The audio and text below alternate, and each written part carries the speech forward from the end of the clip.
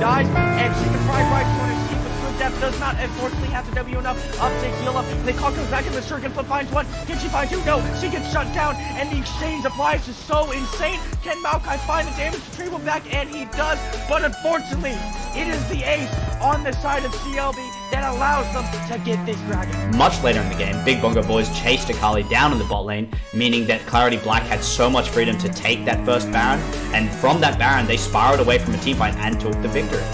The higher ranked Clarity Black, and honestly, still performing extremely well. Oh, and she can't get out simply, tries to ulti over the wall, but that's crucial. 4 members sent down. This is the freest Baron I've seen, and it's incredibly hard to siege anything. As we're talking about that, the dragon does in fact. This will be a very important fight. Dragon Soul on the line. Let's see. So easy, and the onslaught of shadows into all of the members. We talk about Wombo on one side, we talk about Wombo on the other side, but the whole time is not correctly pinned on enough members to make it worth it and to make it so they can make this comeback.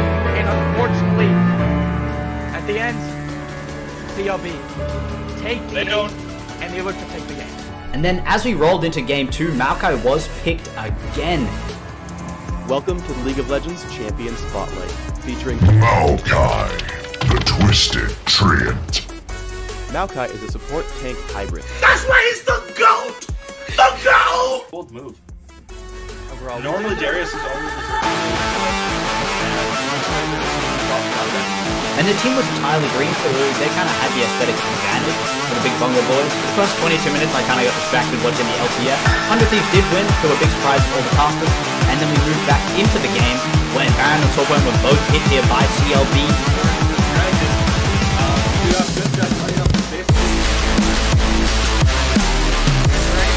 down to 9, forward out, feels a lot. There's a lot less potential to happen. Now time to really engage. They want to make this happen. The Wombo combo. The fourth time is barely out of range, but it's not going to matter in the end.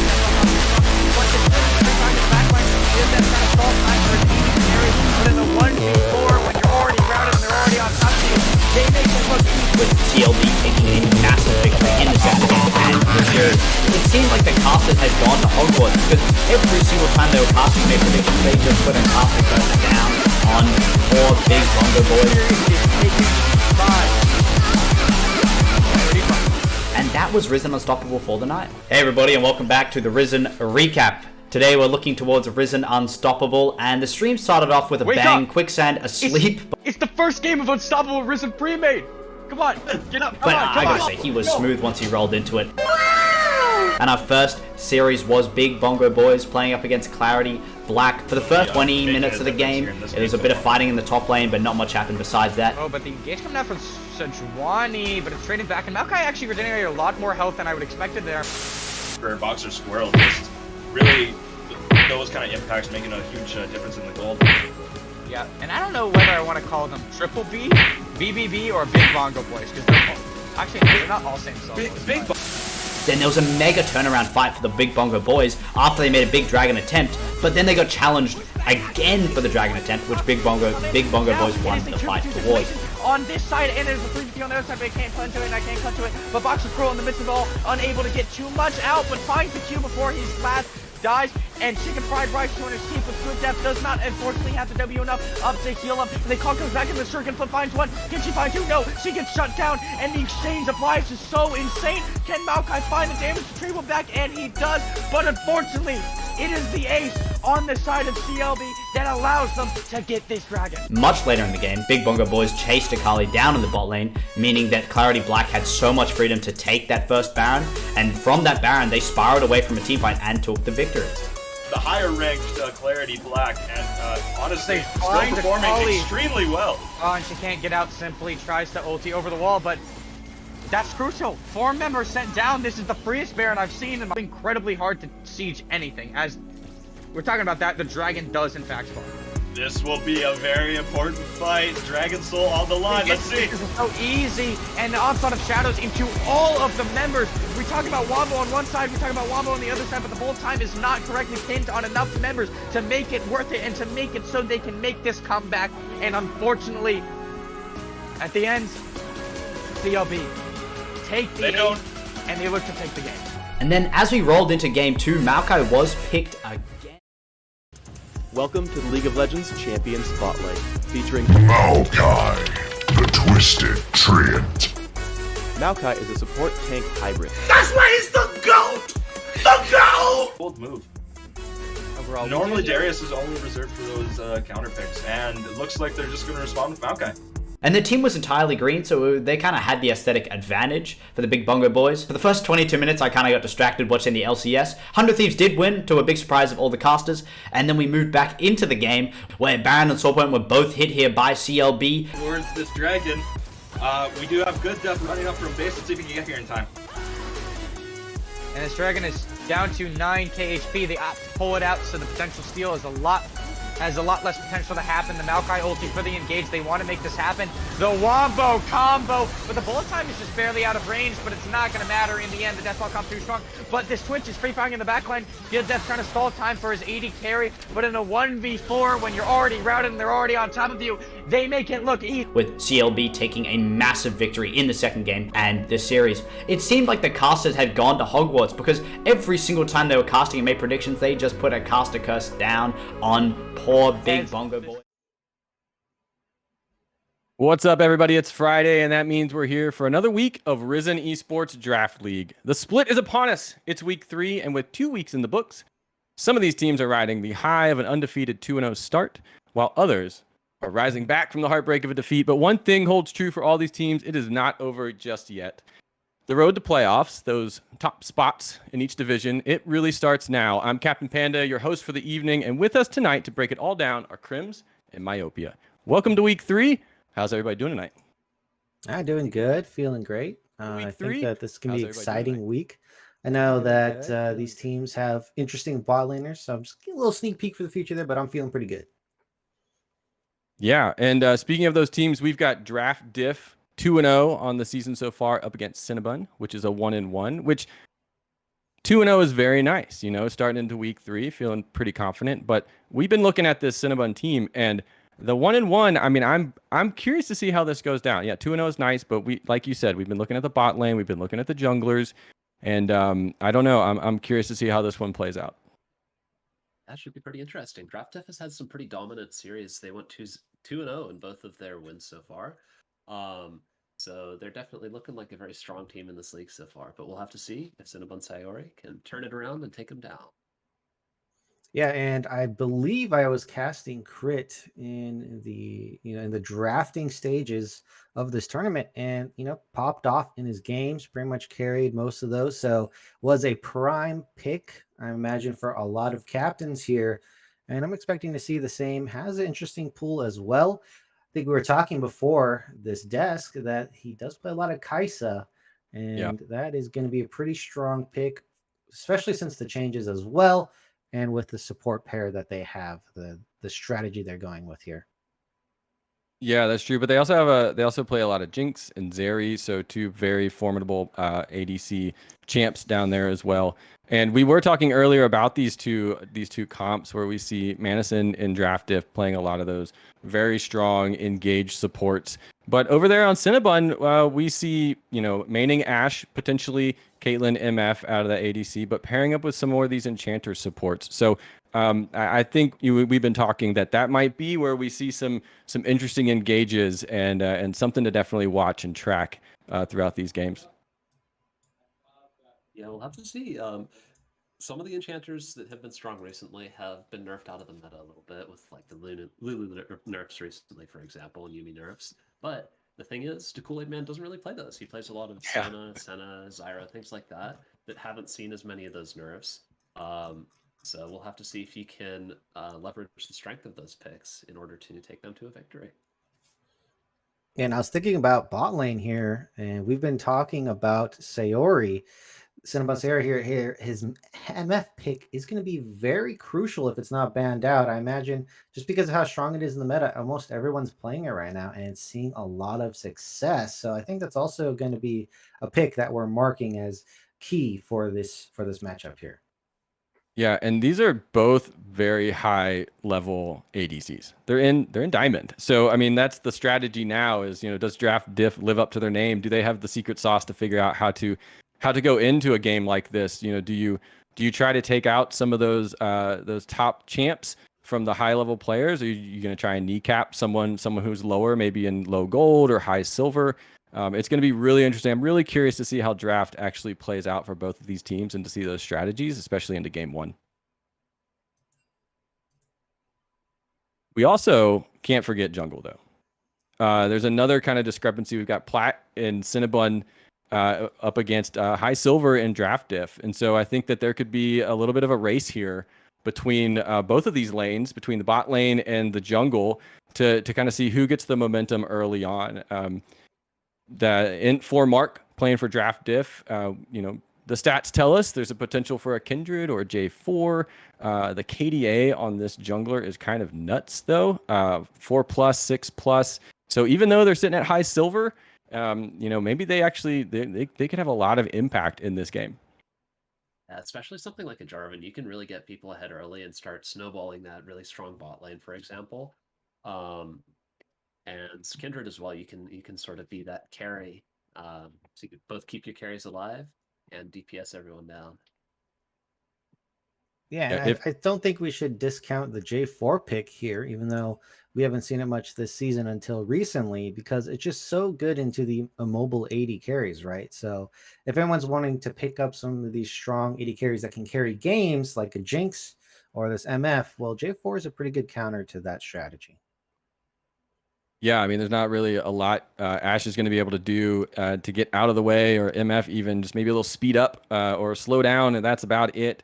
Kindred, though, will be interesting if they let that through. They're going to have to get deep into the Cinnabon territory with those marks, and looking kind of at, as we've kind of done some research on the vision game of both of these teams, both bot lanes seem to be, those supports are very high in the vision game. So I'm expecting to be seeing some, hopefully some deep wards, especially if Kindred's on the map by Cinnabon, to try and make sure that they aren't doing anything sneaky or stealing out any of Blue Sox's camps or anything like that. So I think we actually have a lot to watch on the Rift for both of these teams. It should be pretty spicy. We can't discredit, though, the other lanes. Looking up at top, I am so curious where Toddy's going to play. The stats are telling us Lilia, Diana up in the top lane, maybe some Trundle, some Gragas. I don't know. But it should be pretty interesting up against some more classic, possibly Urgot for Draft Diff or some set up there. So a little standard up against maybe something a little different.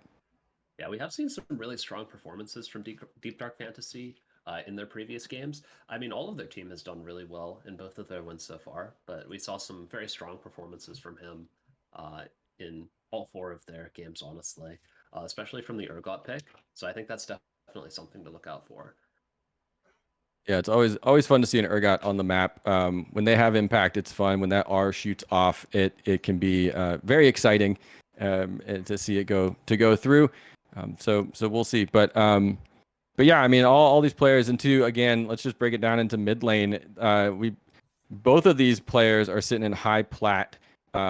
Both have the stats that say that they know how to play mid lane. So all the objectives are basically open on the map, and it's just going to be a question of where the rotation is going to be, where are these teams going to take it, and if they see an opening, how are they going to maximize on that? I'm curious if we'll see a Kale come out, if they ban out an early champ for TSM Burger King. Kale, of course, comes online, and it's just CS for days. So yeah, so we'll just have to see as things play out. But yeah, it could be good. I do want to say that I really am curious about the bot lane matchup here with the impact of those junglers. Yeah, I think we do have to consider. I mean, look, this is gonna be a competitive game. Mid jungle duo is very, very important in a competitive game. And yeah, I'm thinking that the picks here are very aggressive from both teams. And how can we see these matching up is going to be very interesting to me and how they play out in the 2v2. Yeah, I mean, especially if that jungle, that high silver jungle, maybe they're gonna stay away from bot lane and maybe just try to play for upper jungle and heralds, which can have a huge impact. I mean, dragons are cool, they're great, they're very impactful, but maybe you do some trades and you just say that's fine. We're gonna stay away from the danger down there, and we're just gonna play up top. Yeah, I think Draft just has a lot to play around in general. They've had carry performances from every member on their team. I didn't get quite as good of a look at CinnabunSayori's picks. It looked like they were very heavily playing around bot lane from what I saw. So I think we almost definitely see some jungle pressure down there from them. Yeah, well, we are going to take a really quick break. We're going to check on some stuff as we start to get loaded into these games tonight. And also, we can't forget, this is just one of 2 streams as we get into week 3. So head on over to Risen Esports 1, open up a new browser, put it on a second desktop, go buy a laptop, do whatever you got to do. You're going to be inundated with Risen Esports tonight. We'll be back in just a moment. Back to the Risen recap. Today we're looking towards Risen Unstoppable, and the stream started off with a bang, Quicksand asleep. It's the first game of Unstoppable Risen pre-made. Come on, get up. But I gotta say, he was smooth once he rolled into it.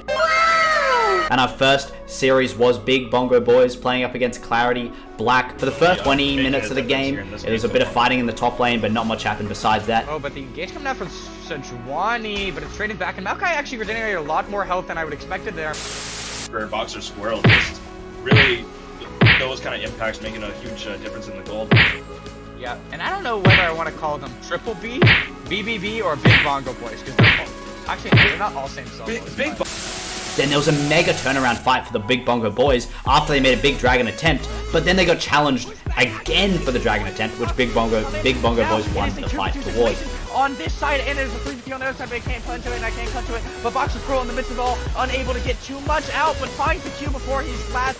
Dies, and Chicken Fried Rice 200 Steve with good depth does not unfortunately have the W enough up to heal up. And they call comes back in the circuit, but finds one. Can she find 2? No, she gets shut down, and the exchange of lives is so insane. Can Maokai find the damage to Treble back? And he does, but unfortunately, it is the ace on the side of CLB that allows them to get this dragon. Much later in the game, Big Bongo Boys chased Akali down in the bot lane, meaning that Clarity Black had so much freedom to take that first Baron, and from that Baron, they spiraled away from a teamfight and took the victory. The higher ranked Clarity Black, and honestly, still performing extremely well. Oh, and she can't get out simply, tries to ulti over the wall, but that's crucial. 4 members sent down. This is the freest Baron I've seen, and it's incredibly hard to siege anything. As we're talking about that, the dragon does in fact fall.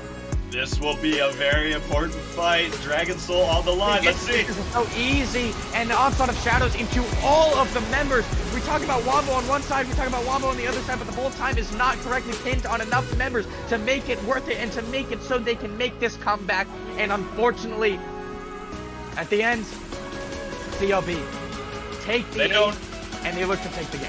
And then as we rolled into game 2, Maokai was picked again. Welcome to the League of Legends Champion Spotlight, featuring Maokai, the Twisted Treant. Maokai is a support tank hybrid. That's why he's the GOAT! The GOAT! Bold move. Overall, Normally Darius is only reserved for those counter picks, and it looks like they're just going to respond with Maokai. And the team was entirely green, so they kind of had the aesthetic advantage for the Big Bongo Boys. For the first 22 minutes, I kind of got distracted watching the LCS. 100 Thieves did win, to a big surprise of all the casters, and then we moved back into the game, where Baron and Soulpoint were both hit here by CLB. Towards this dragon, we do have good depth running up from base. Let's see if we can get here in time.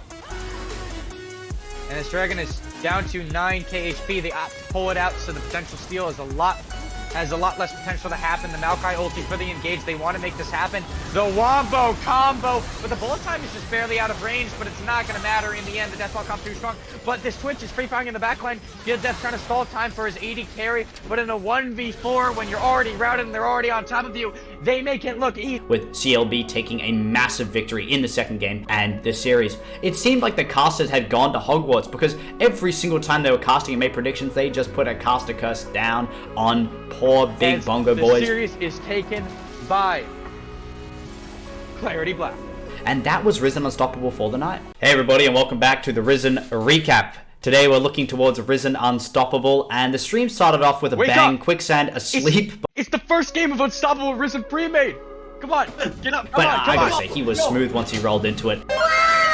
And our first series was Big Bongo Boys playing up against Clarity Black. For the first 20 minutes of the game, it was a bit of fighting in the top lane, but not much happened besides that. Oh, but the engage coming out from Sejuani, but it's trading back, and Maokai actually regenerated a lot more health than I would expected there. For Boxer Squirrel, just really those kind of impacts making a huge difference in the gold. Yeah, and I don't know whether I want to call them Triple B, BBB, or Big Bongo Boys, because they're not all same solo.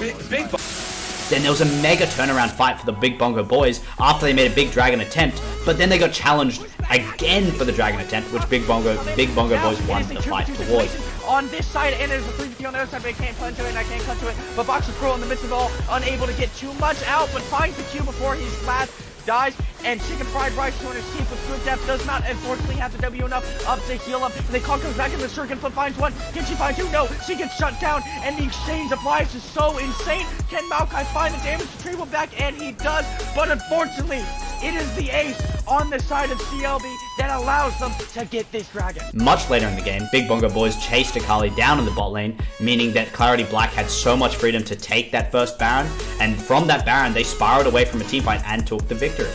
The higher ranked Clarity Black, and honestly, They still find performing Akali. extremely well. Oh, and she can't get out simply, tries to ulti over the wall, but that's crucial. 4 members sent down. This is the freest Baron I've seen, and it's incredibly hard to siege anything. As we're talking about that, the dragon does in fact spawn. This will be a very important fight. Dragon Soul on the line. Let's see. This is so easy, and the onslaught of shadows into all of the members. We talk about Wombo on one side, we talk about Wombo on the other side, but the whole time is not correctly pinned on enough members to make it worth it and to make it so they can make this comeback. And unfortunately, at the end, CLB take the game, and they look to take the game. And then as we rolled into game 2, Maokai was picked again. Welcome to the League of Legends Champion Spotlight, featuring Maokai, the Twisted Treant. Maokai is a support tank hybrid. That's why he's the GOAT! The GOAT! Bold move. Overall, Normally Darius is only reserved for those counter picks, and it looks like they're just going to respond with Maokai. And the team was entirely green, so they kind of had the aesthetic advantage for the Big Bongo Boys. For the first 22 minutes, I kind of got distracted watching the LCS. 100 Thieves did win, to a big surprise of all the casters, and then we moved back into the game, where Baron and Soulpoint were both hit here by CLB. Towards this dragon, we do have good depth running up from base. Let's see if we can get here in time.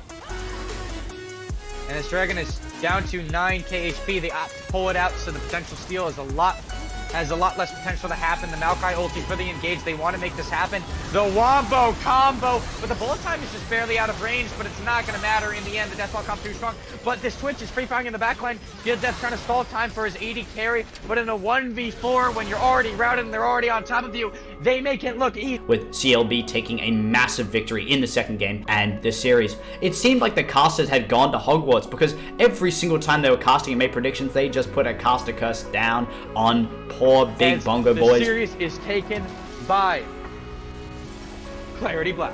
And that was Risen Unstoppable for the night. Hey everybody, and welcome back to the Risen recap. Today we're looking towards Risen Unstoppable, and the stream started off with a Wake bang, up. Quicksand asleep. It's the first game of Unstoppable Risen pre-made. Come on, get up. But I gotta say, he was smooth once he rolled into it.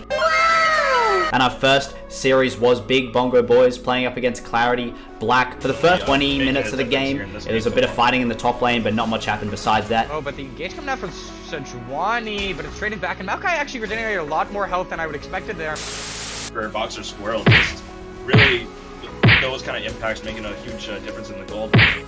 Yeah, and I don't know whether I want to call them Triple B, BBB, or Big Bongo Boys, because they're not all same solo. Then there was a mega turnaround fight for the Big Bongo Boys after they made a big dragon attempt, but then they got challenged again for the dragon attempt, which Big Bongo Boys won the fight towards. On this side, and there's a 350 on the other side, but I can't punch to it, and I can't cut to it. But Boxer Scroll in the midst of it all, unable to get too much out, but finds the Q before he's last, dies, and Chicken Fried Rice to escape with good depth, does not unfortunately have the W enough up to heal him. And they call comes back in the circuit, flip finds one. Can she find two? No, she gets shut down, and the exchange of lives is so insane. Can Maokai find the damage retrieval back? And he does, but unfortunately, it is the ace on the side of CLB that allows them to get this dragon. Much later in the game, Big Bongo Boys chased Akali down in the bot lane, meaning that Clarity Black had so much freedom to take that first Baron, and from that Baron, they spiraled away from a teamfight and took the victory. The higher ranked Clarity Black, and honestly, still find performing Akali. extremely well. Oh, and she can't get out simply, tries to ulti over the wall, but that's crucial. 4 members sent down. This is the freest Baron. Hello, everyone, and we actually have the draft for you guys here between the two teams, Draft Diff and Cinnabon here, saying T2 for the red side. And I do have to mention they are using a sub on Cinnabon here, so it's not going to be their typical jungler.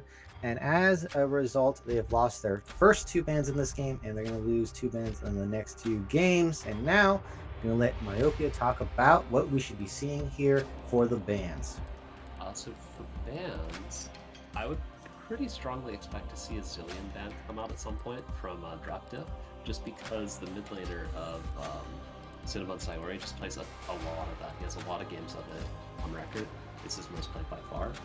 There you go. That's Okay, the first there you ban. I imagine we want to see an 80 carry ban at some point. I wouldn't be surprised to see Yasuo ban as well. That's pretty heavily played by Burger King on Draft Diff here. Another thing that I do want to talk about as well is that the emergency sub for CinnabunSayori, Ayuk TV, is not a jungle main.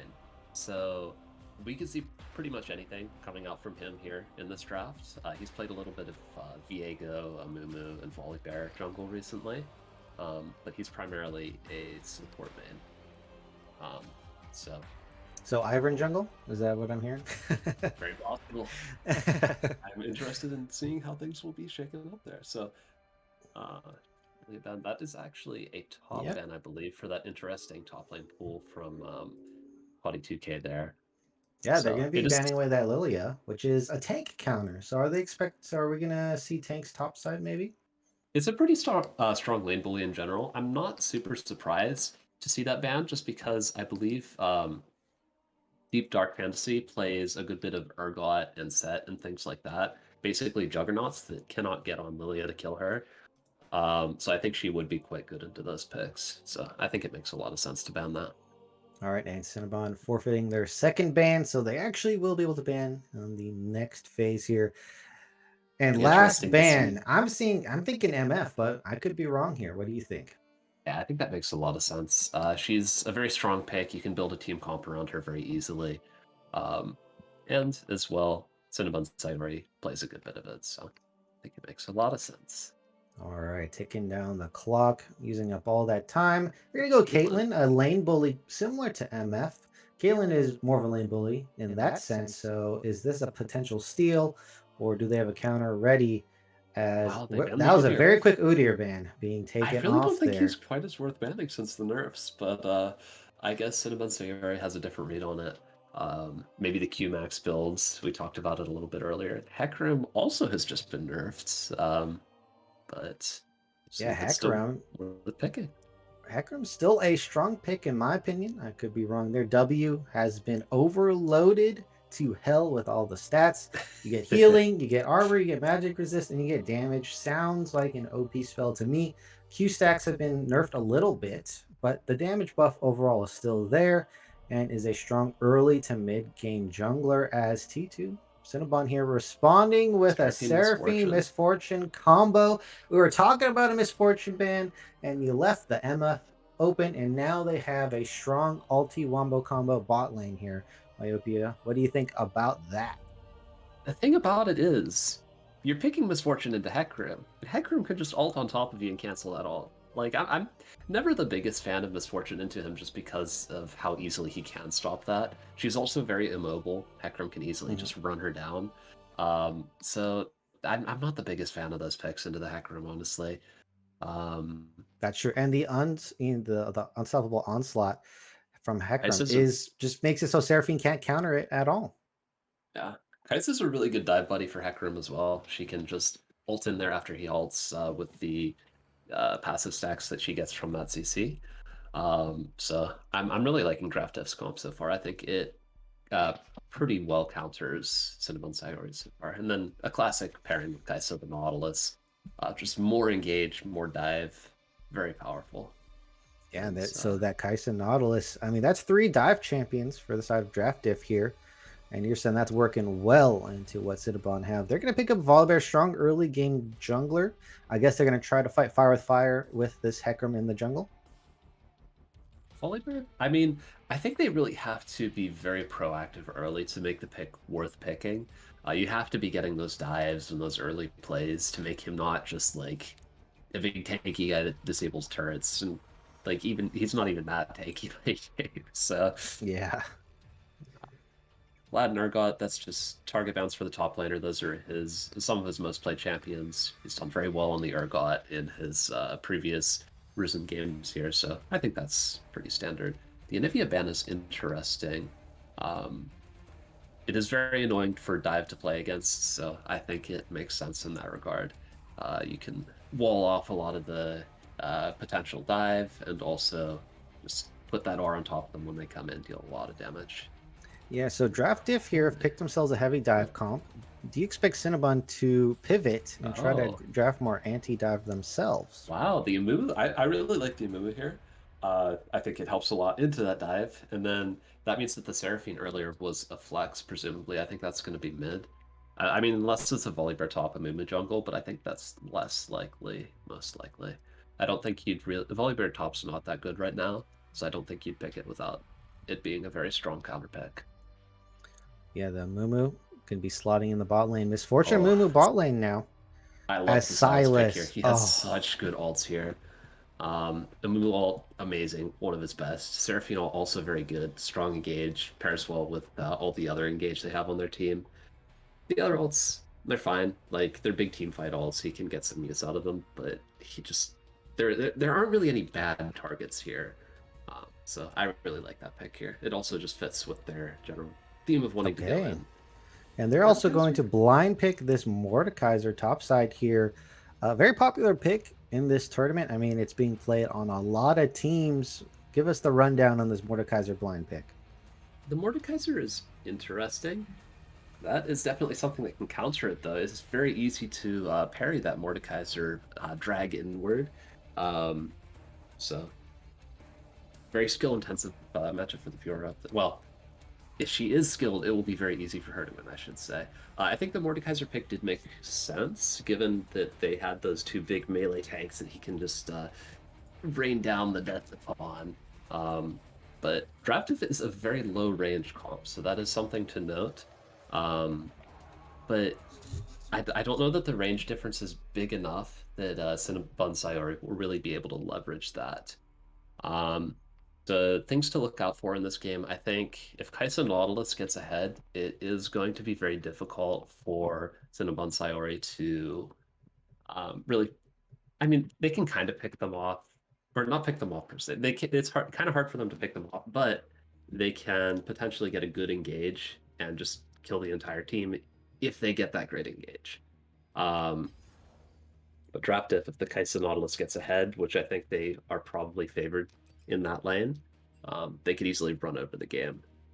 Silas into Seraphine, I'm not exactly sure how that matchup goes. I'd imagine Seraphine can poke him out to some extent, but it'll probably be a little difficult for her to drive him out of lane early. And then I think we should look a lot at this Fiora to see if she can really pull ahead of Mordekaiser and win that matchup hard, because I think she has the potential to do that. Yeah, I think that they have secured their matchups here. And as you were saying, there is strengths in the draft for both sides. But who do you expect to be picking up the early game objectives? Who's got the power there? And then how's that transition to the mid game looking for both of these teams here? I would say that Draftif probably... I think they have a pretty strong advantage bot side with the aggressive bot lane. Top lane is a little more difficult, but even then, I think Mordekaiser has enough power early that they can probably at least contest, even if they don't outright win without some good team fights there. So I would favor them pretty heavily early in these objective fights. But I think if CinnabunSayori does get those good ult combos off to get a great MF ult, then they can definitely win team fights as well. So I think it'll be a toss-up to some extent, but somewhat Draft Diff favored. All right, so Draft Diff have secured their namesake here, and Cinnabon have responded now. Just want to mention again, they do have an E sub playing in the jungle, so we're going to take a look at that in the game. And as long as Myopia is not complaining, I think I'm going to go ahead, send it to break. We've talked a lot about this draft here. Both the teams are currently locking in their picks. And when we get back, we're going to have game one for you guys. I know it's a little late, but we finally got it happening here for game number one between Draft Diff and Cinnabon. All right. See you in a few. To the Risen recap. Today we're looking towards Risen Unstoppable, and the stream started off with a Wake bang, up! Quicksand asleep. It's the first game of Unstoppable Risen pre-made. Come on, get up. Come But on, I come gotta on. say, he was smooth once he rolled into it. And our first series was Big Bongo Boys playing up against Clarity Black. For the first 20 minutes of the game, it was a bit of fighting in the top lane, but not much happened besides that. Oh, but the engage coming out from Sejuani, but it's trading back, and Maokai actually regenerated a lot more health than I would expected there. For Boxer Squirrel, just really those kind of impacts making a huge difference in the gold. Yeah, and I don't know whether I want to call them Triple B, BBB, or Big Bongo Boys, because they're not all same solo. Big Then there was a mega turnaround fight for the Big Bongo Boys after they made a big dragon attempt, but then they got challenged again for the dragon attempt, which Big Bongo Boys won the fight towards. On this side, and there's a 350 on the other side, but I can't punch to it, and I can't cut to it. But Boxer Squirrel in the midst of it all, unable to get too much out, but finds the Q before he's last. Dies, and Chicken Fried Rice to an escape with good depth, does not unfortunately have the W enough up to heal him, and the call comes back in the circuit, flip finds one, can she find two? No, she gets shut down, and the exchange of lives is so insane. Can Maokai find the damage to Treble back? And he does, but unfortunately, it is the ace on the side of CLB that allows them to get this dragon. Much later in the game, Big Bongo Boys chased Akali down in the bot lane, meaning that Clarity Black had so much freedom to take that first Baron, and from that Baron, they spiraled away from a teamfight and took the victory. The higher ranked Clarity Black, and honestly, They still find performing Akali. extremely well. Oh, and she can't get out, simply tries to ulti over the wall, but that's crucial. 4 members sent down. This is the freest Baron I've seen, and it's incredibly hard to siege anything. As we're talking about that, the dragon does in fact spawn. This will be a very important fight. Dragon Soul on the line. Let's see. This is so easy, and the onslaught of shadows into all of the members. We talk about Wombo on one side, we talk about Wombo on the other side, but the whole time is not correctly pinned on enough members to make it worth it and to make it so they can make this comeback. And unfortunately, at the end, CLB take the ace, and they look to take the game. And then as we rolled into game 2, Maokai was picked again. Welcome to the League of Legends Champion Spotlight, featuring Maokai, the Twisted Treant. Maokai is a support tank hybrid. That's why he's the GOAT! The GOAT! Bold move. Overall, Normally Darius is only reserved for those counter picks, and it looks like they're just going to respond with Maokai. And the team was entirely green, so they kind of had the aesthetic advantage for the Big Bongo Boys. For the first 22 minutes, I kind of got distracted watching the LCS. 100 Thieves did win, to a big surprise of all the casters, and then we moved back into the game, where Baron and Soulpoint were both hit here by CLB. Towards this dragon, we do have good depth running up from base. Let's see if we can get here in time. And this dragon is down to 9k HP. They opt to pull it out, so the potential steal is has a lot less potential to happen. The Maokai ulti for the engage. They want to make this happen. The Wombo combo, but the bullet time is just barely out of range, but it's not going to matter in the end. The Deathball comes too strong, but this Twitch is free firing in the backline. Good Death trying to stall time for his 80 carry, but in a 1v4, when you're already routed and they're already on top of you, they make it look easy. With CLB taking a massive victory in the second game and this series. It seemed like the casters had gone to Hogwarts, because every single time they were casting and made predictions, they just put a caster curse down on poor Big Bongo Boys. The series is taken by Clarity Black. And that was Risen Unstoppable for the night. Hey everybody, and welcome back to the Risen recap. Today we're looking towards Risen Unstoppable, and the stream started off with a Wake bang, up! Quicksand asleep. It's the first game of Unstoppable Risen pre-made. Come on, get up. But I gotta say, he was smooth once he rolled into it. And our first series was Big Bongo Boys playing up against Clarity Black. For the first 20 minutes of the game, it was a bit of fighting in the top lane, but not much happened besides that. Oh, but the engage coming out from Sejuani, but it's trading back, and Maokai actually regenerated a lot more health than I would expected there. For Boxer Squirrel, just really those kind of impacts making a huge difference in the gold. Yeah, and I don't know whether I want to call them Triple B, BBB, or Big Bongo Boys, because they're not all same solo. Then there was a mega turnaround fight for the Big Bongo Boys after they made a big dragon attempt, but then they got challenged again for the dragon attempt, which Big Bongo Boys won the fight towards. on this side, and there's a 350 on the other side, but I can't punch to it, and I can't punch to it. But Boxer Scroll in the midst of it all, unable to get too much out, but finds the Q before his last dies, and Chicken Fried Rice to escape with good depth does not unfortunately have the W enough up to heal him, and they call comes back in the circuit, flip finds one, can she find two? No, she gets shut down, and the exchange of lives is so insane. Can Maokai find the damage retrieval back? And he does, but unfortunately, it is the ace on the side of CLB that allows them to get this dragon. Much later in the game, Big Bongo Boys chased Akali down in the bot lane, meaning that Clarity Black had so much freedom to take that first Baron, and from that Baron, they spiraled away from a teamfight and took the victory. The higher ranked Clarity Black, and honestly, still find performing Akali. extremely well. Oh, and she can't get out, simply tries to ulti over the wall, but that's crucial. 4 members sent down. This is the freest Baron I've seen, and it's incredibly hard to siege anything. As we're talking about that, the dragon does in fact spawn.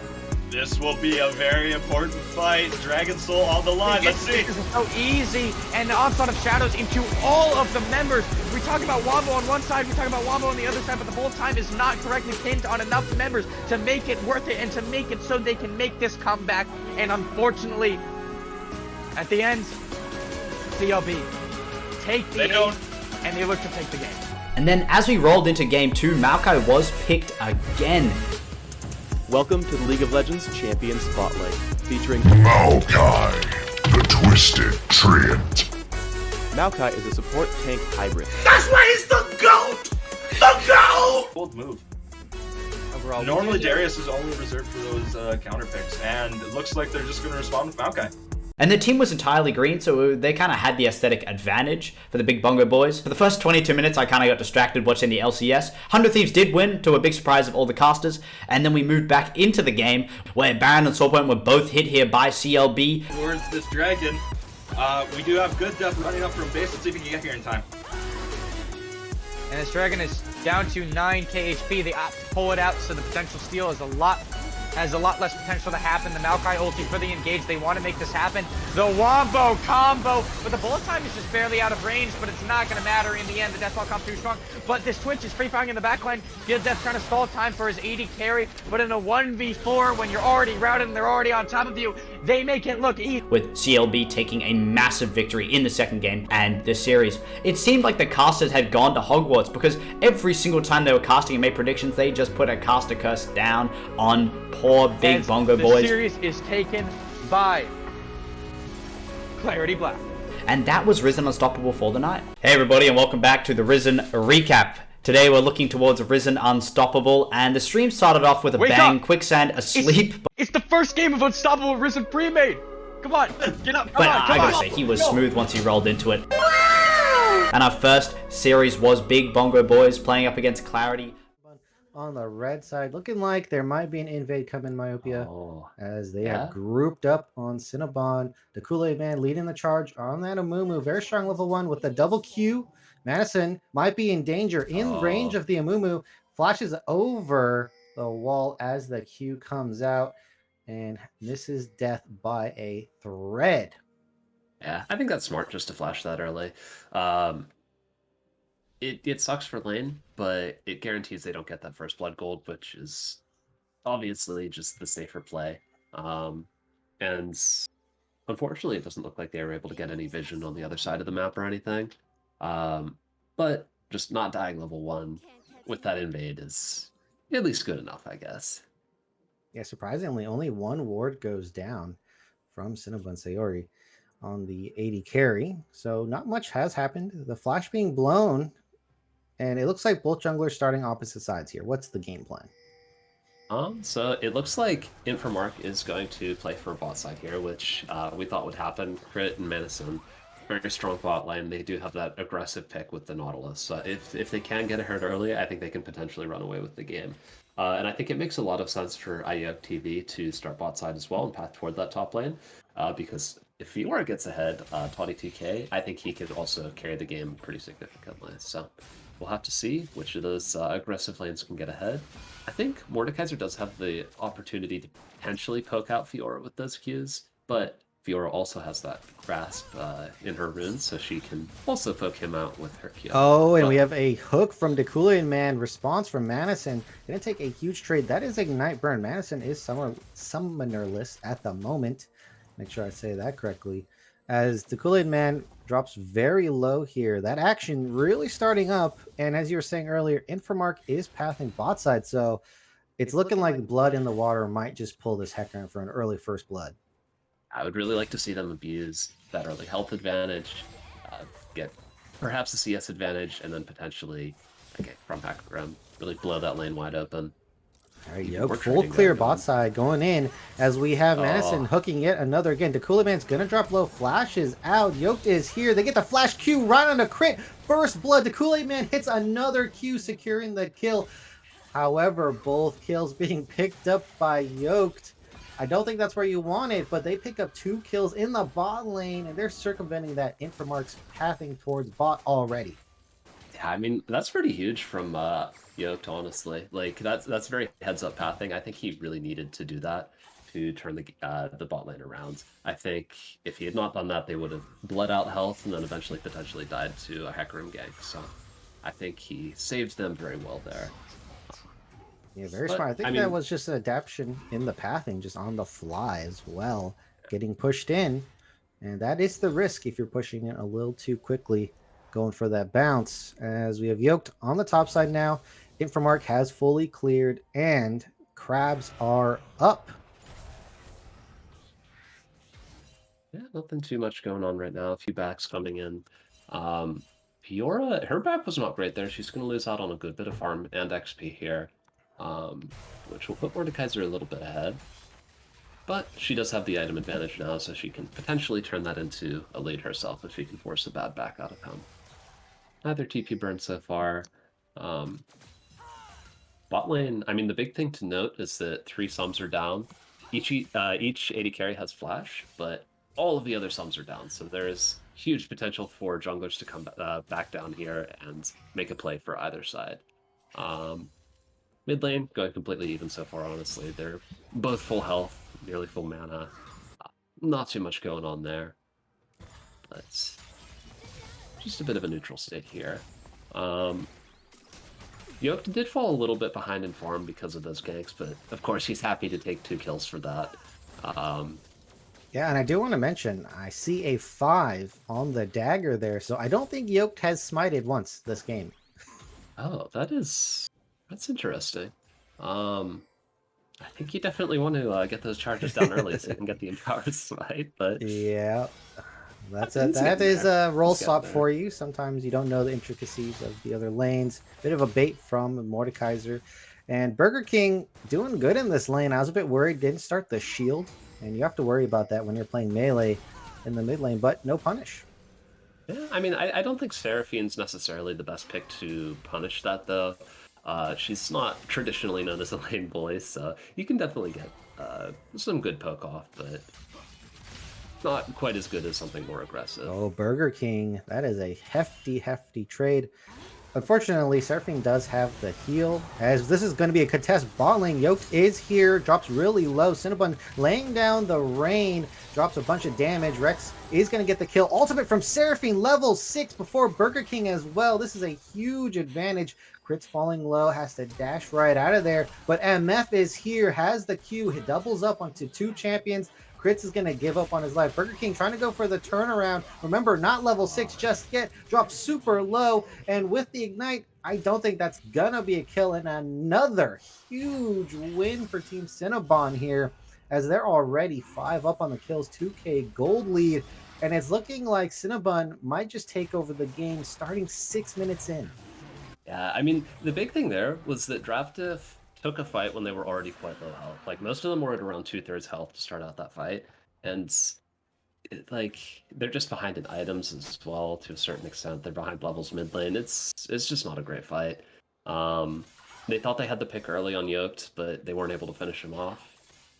If they get that kill, maybe after they back off, they can make it a 2 for 2. But even then, I think you just don't take that fight when you're that far behind in health. But ultimately, I guess they just didn't have the read that there was. Yeah. In the bot lane as well. And I have to say, that Seraphine ultimate completely blindsided the side of Diff. Didn't even see it coming, and I believe it hit 3 members. Yeah, there was definitely a flash away from that as well. But yeah, a lot of resources burned from the side of Diff. They're down a lot of summoner spells. Down Hecarim Ghost, Silas Flash Ignite, Kaisa Flash, Nautilus Flash Ignite. They're just at a pretty huge disadvantage right now. Kool-Aid Man is down a little bit in levels compared to Manison though. So they may not be able to get like an early level 6 engage with the Amumu Misfortune combo. So that's a little bit of solace for Traptip right now, but it's not much. Yeah, as we take a look top lane here, Tati 2K is going to be a bit behind. Oh, this is a bit aggressive here. I hope you win this 1v1. Gonna pop the ultimate. Does get all 4 sides in a flash. Deep Dark Fantasy just going to walk it off.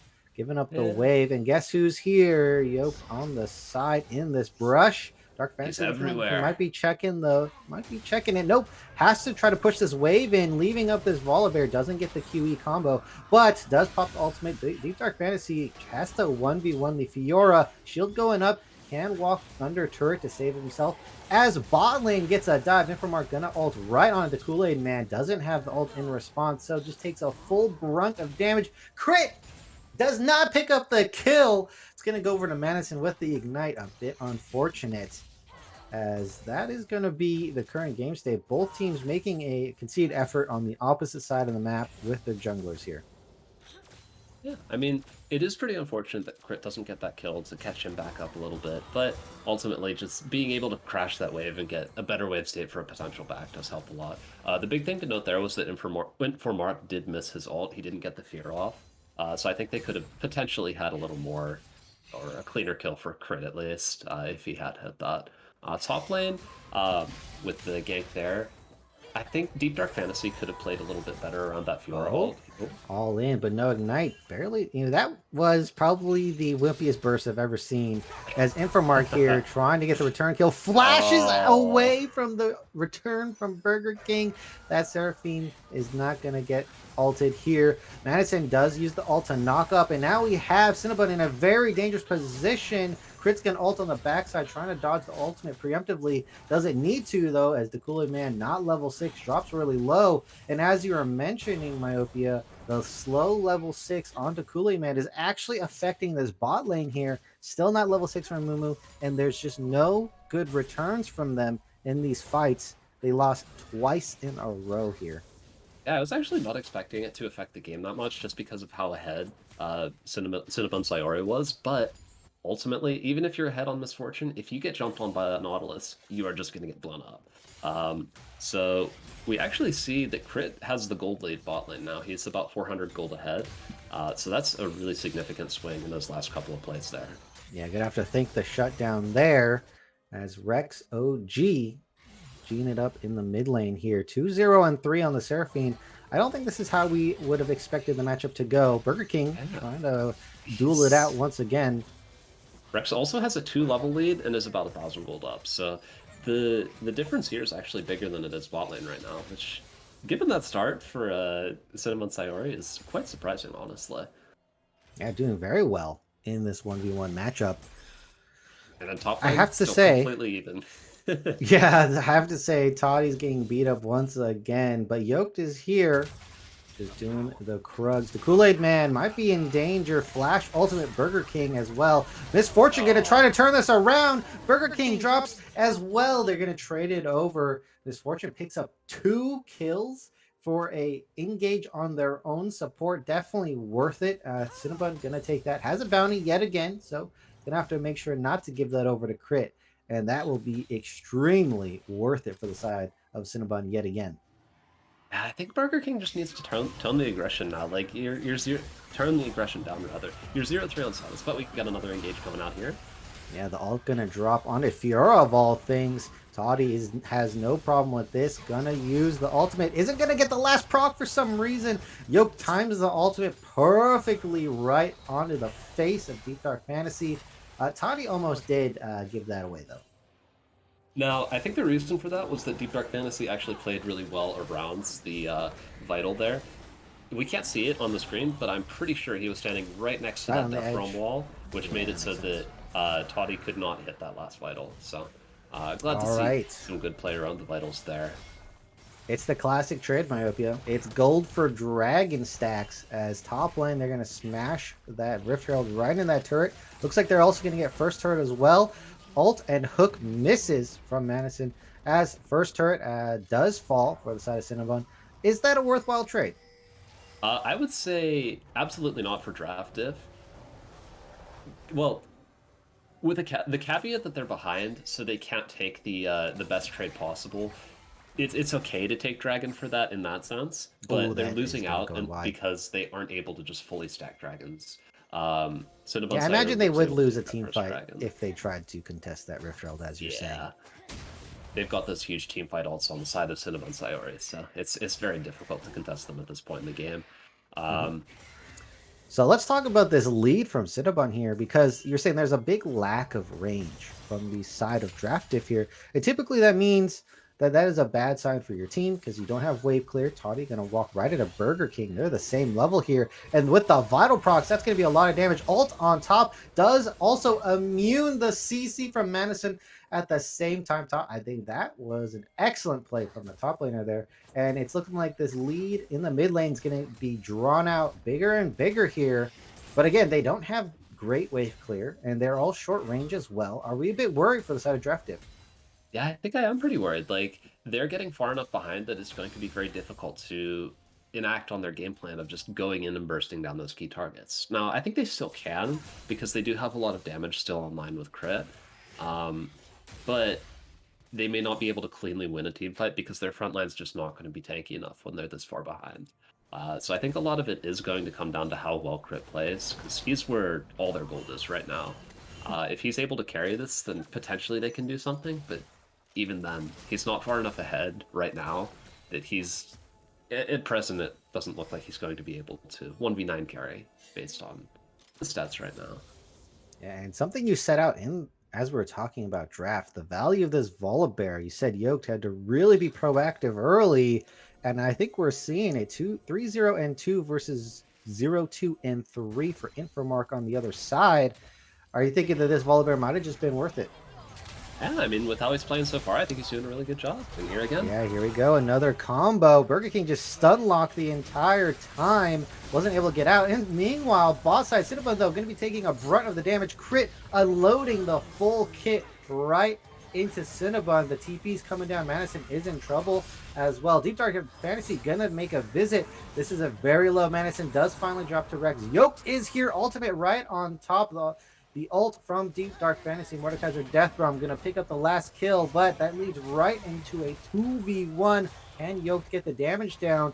He's going to try to walk out as this Mordekaiser slowly walking out, pulls under the turret, but that might have been a mistake. You didn't want to pull them towards you. Yoked is tanky enough to take a few turrets hits, and I am surprised. It looks like the Seraphine damage, I mean, it's not a burst, but it is something that continuously builds up over time in these team fights here. Yeah, I mean, when you're 2,000 to 3,000 gold ahead of 4 of Drafted's numbers, even if you're not the highest DPS champion in the game, you're still going to be doing a lot of damage, and that's what we're seeing from Rex here. He's just so far ahead at this point in the game. Yeah, I'm thinking something dirty from Rex here. Has a Soul Stealer. I can imagine the damage being insane, as well as just making your teammates unkillable with shields and heals. Yeah, it's going to be... It's just... Like, Draft Diff, they have that dive comp that's very good at singling out one target, but there's so many targets you have to kill at this point. Like, CinnabunSayori is still very strong. He got an engage here, though. Burger King, Kool-Aid Man, gonna be taking this up, but guess who's here? AD carry and support. Their matchmate and Heaven is gonna get the Q. Gets a little bit sidetracked by Burger King. Goes really low. Tati here just trying to pick up that kill. And it's looking like that is not a tanky Mordekaiser anymore. Crit gonna fend off the Fiora with the Q.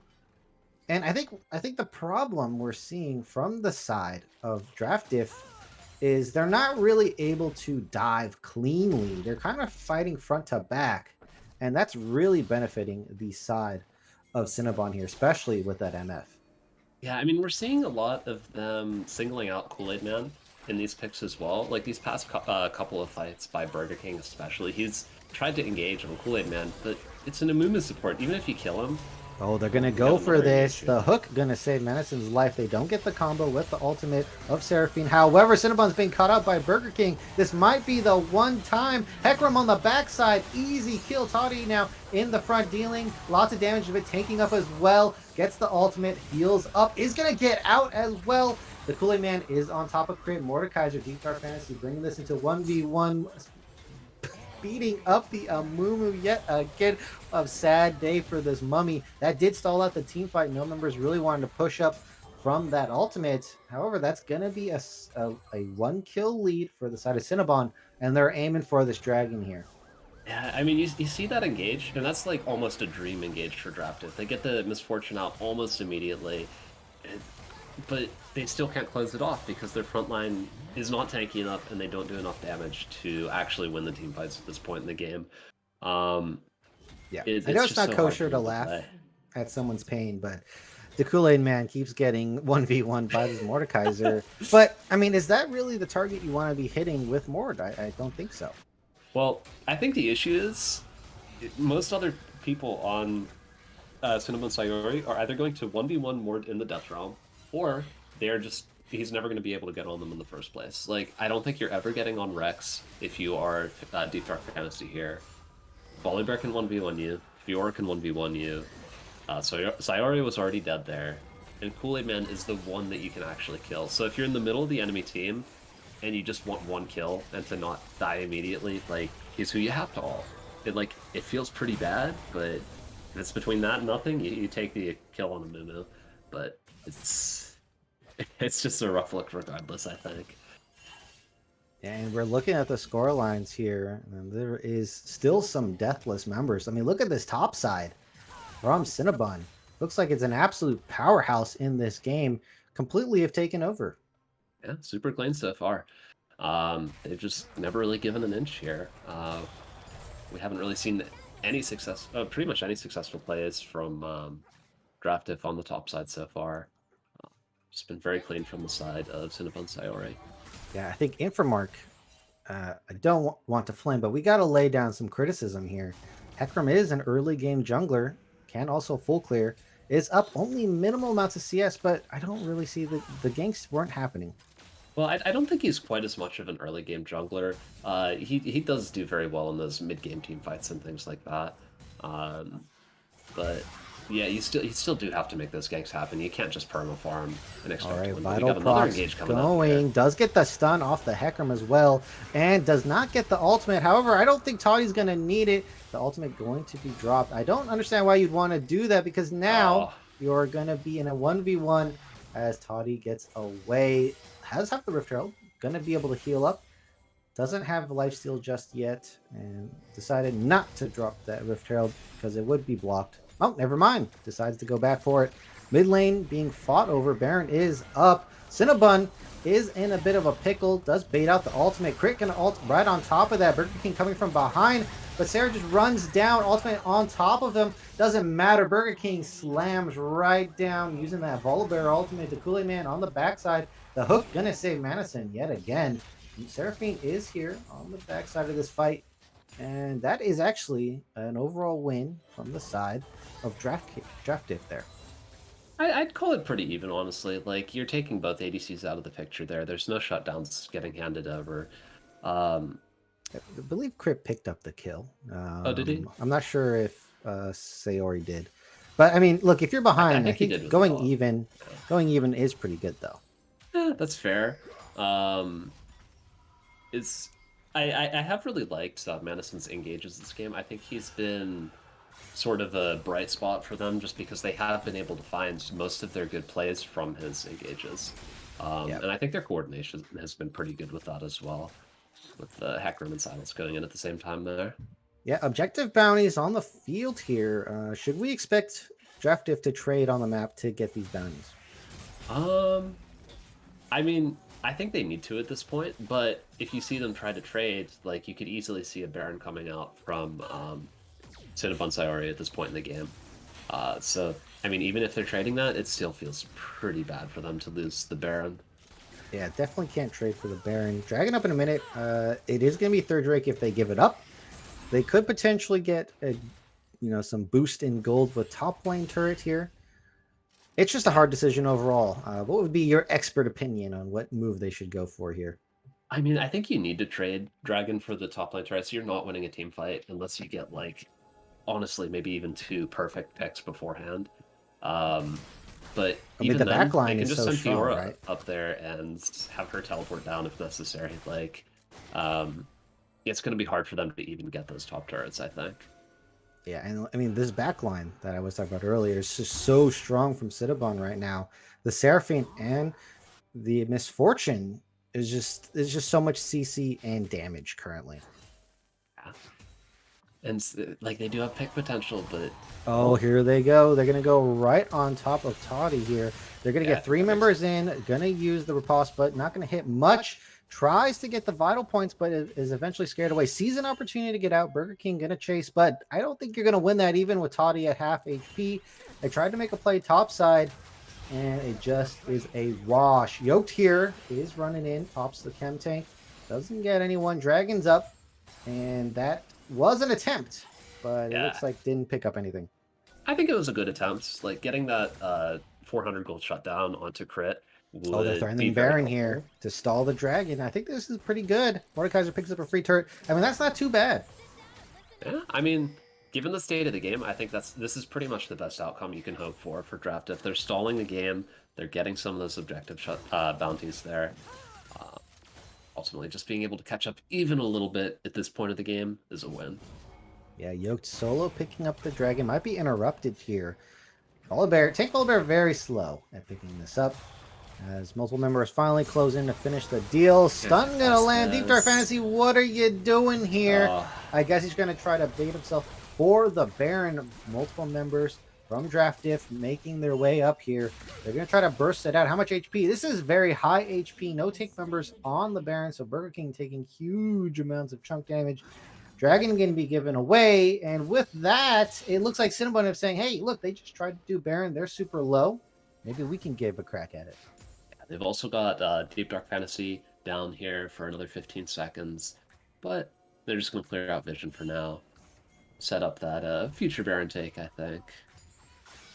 I would like to see them push their lead more here. I think they are giving Draft Diff a little bit of time to breathe here, which... right now, it doesn't look like that's going to be an issue. They're just super far ahead, and it may not matter anyway. But I think if CinnabunSayori do allow them enough time to breathe, this could be like a moment they look back at and regret. Yeah, maybe they're looking for Baron bait. I mean, you could at least get a few kills. They have to check your Baron, just based off the state of the game. So I agree with you. Could have pushed their lead, maybe a Baron bait, or even pushing some turrets. Bot side tier 1 is still up, so that was also an option for them. Could have traded that with the TP from Toddy. As now, the fight for Baron Vision begins here. And I think we're going to have to give it to Cinnabon to win that fight. Yeah, I mean, you pretty much just put them at winning every fight at this point in the game. But you never know. 5K it's the fun part of League of Legends. I believe their gold lead has dipped a tiny bit. So is that a good sign, Myopia? I mean... I think it's like we were talking about earlier. They did give Draft Diff a little bit of time to breathe, but they are setting up this Vision around Baron, maybe to push that lead even further. So, yep, I'm keeping my eye on that Soul Stealer from Rex here. 18 stacks, almost more than halfway up onto the max stacks there. Interested to see the healing at the end of the game because I think it's going to be an insane number coming out of the Seraphine, as well as I that think he's going for damage. that death cap next as well. Once he gets that's going to be a lot of AP. Yeah, that's going to be a lot of damage. As already at 385, I think that is clearly the most AP in the game by far. No one comes even close. Deep Dark Fantasy has got Grievous Wounds, though. I think that's a good sign. Engage bot side. Yeah, Toddy has the ultimate in the Death Realm. Yoked is here, exits right into a Volibear into the face. Going to be doing this 1v1 duel. Topside crit. Getting an engage. Rex actually goes down. That is a huge shutdown. Loses the stacks as well. No one to punish. I mean, look, the mid-tier one is completely open. Looks like they're going to go for a 2v4. Ultimate coming down. They didn't combo it together, but they're going to pick up a kill on Burger King. Not worth that much at the moment. Didn't get to Zonia's. And there's just no big punish from the side of Cinnabon. They do even up the kills, but they lose those stacks on Rex here, as well as give over a huge gold lead. Did you see who caught the bounty on that one? So Silas actually caught the bounty on that, which means he's actually only about 1,400 gold behind Rex now. So Burger King's catching up quite a lot here. Whereas before, like maybe 10 minutes ago or so, it was about 3,000 gold lead for Rex there. So he's managed to, Burger King has managed to close that up quite well. So I think we're going to see him become much more of a factor in these team fights. And potentially be able to assassinate those backline members, such as the Seraphine or Misfortune. Yeah, Rex has to be careful. Can't solo defend a turret against this Hecarim, as you're saying. Pretty good matchup there. Somehow did pick up some stacks on the back end of that through assists, I imagine. Back up to 10. But yeah, that's a huge loss in AP for the Seraphine. Dragon coming up in a minute. This one, I don't think there's any option of trading here. You have to fight for it. Yeah, I mean, it's Mountain Soul. You're a dive comp. You can't give that up. You just Mountain Soul so would hard be to kill huge. everyone. Yeah, there would Anyone be after so many that. stats, as well as the shield on top. That is gonna be absolutely brutal to get through. I mean, the big Vision thing to note battle? here, I think, is that Crit has the most gold in the game right now, but he didn't go for that Infinity Edge third, so he's still sitting on a BS sword after his third item, whereas CinnabunSayori did go for the Infinity Edge third, so he's got a huge power spike there. So Crit may not have the power he needs to be able to really contest this, but Not to mention the rune choice as well. This is not really a carry the team fight, like kill all the members. It's more of a burst out one person rune choice here. Yeah, I mean, I think that's just standard for Kaisa at this point. It just gives her lane a lot of strength as well, especially with the Nautilus being able to burst down people. But the Misfortune all coming out Sayori early there. here.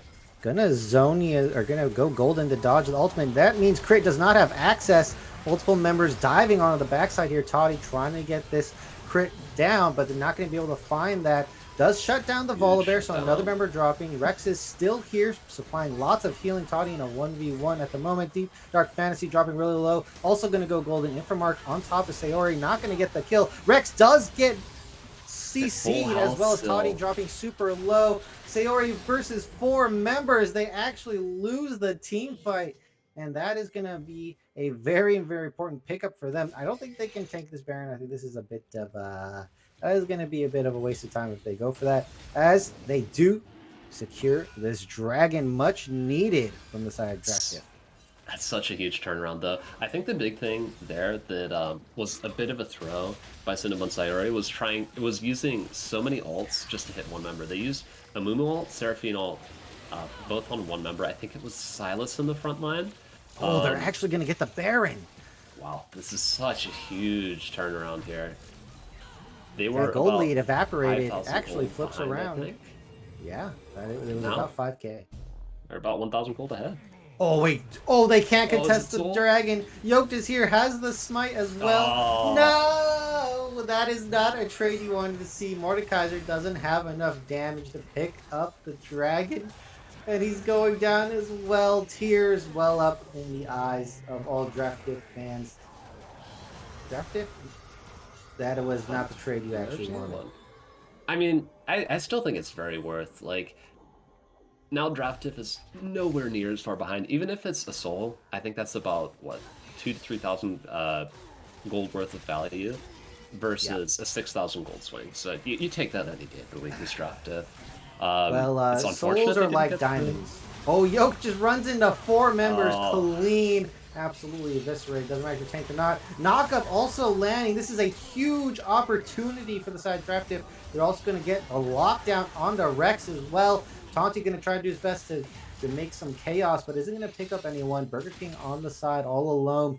And if they get more turrets, this Baron's going to be quite worth it. But Cinnabon, they're inting it at the end moments of this game here.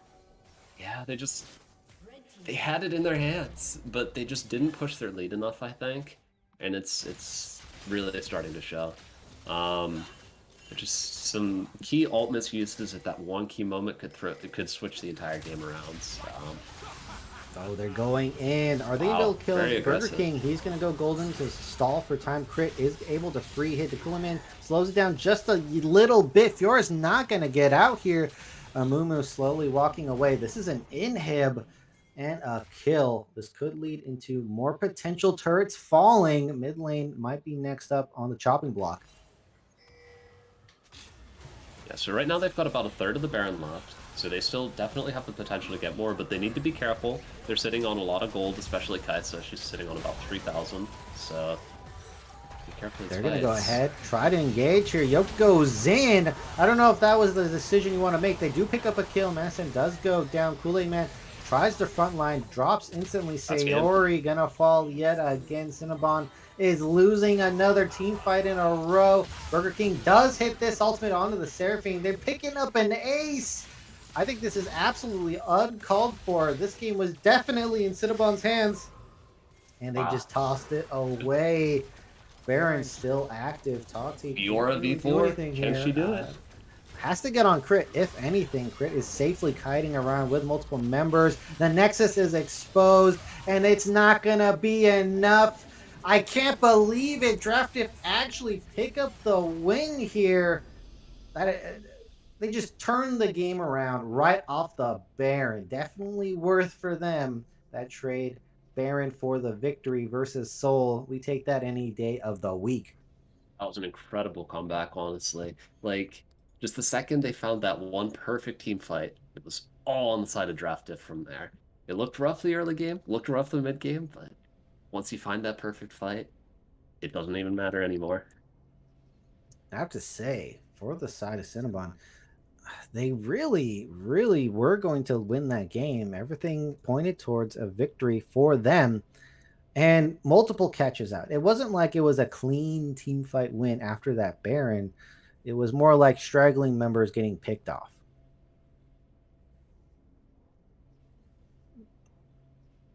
And now I think we're just going to go ahead. We're going to pass it off to the next game. We're just going to take a small break here. And when we get back, we're going to be joined on the host desk yet again, get the whole crew together.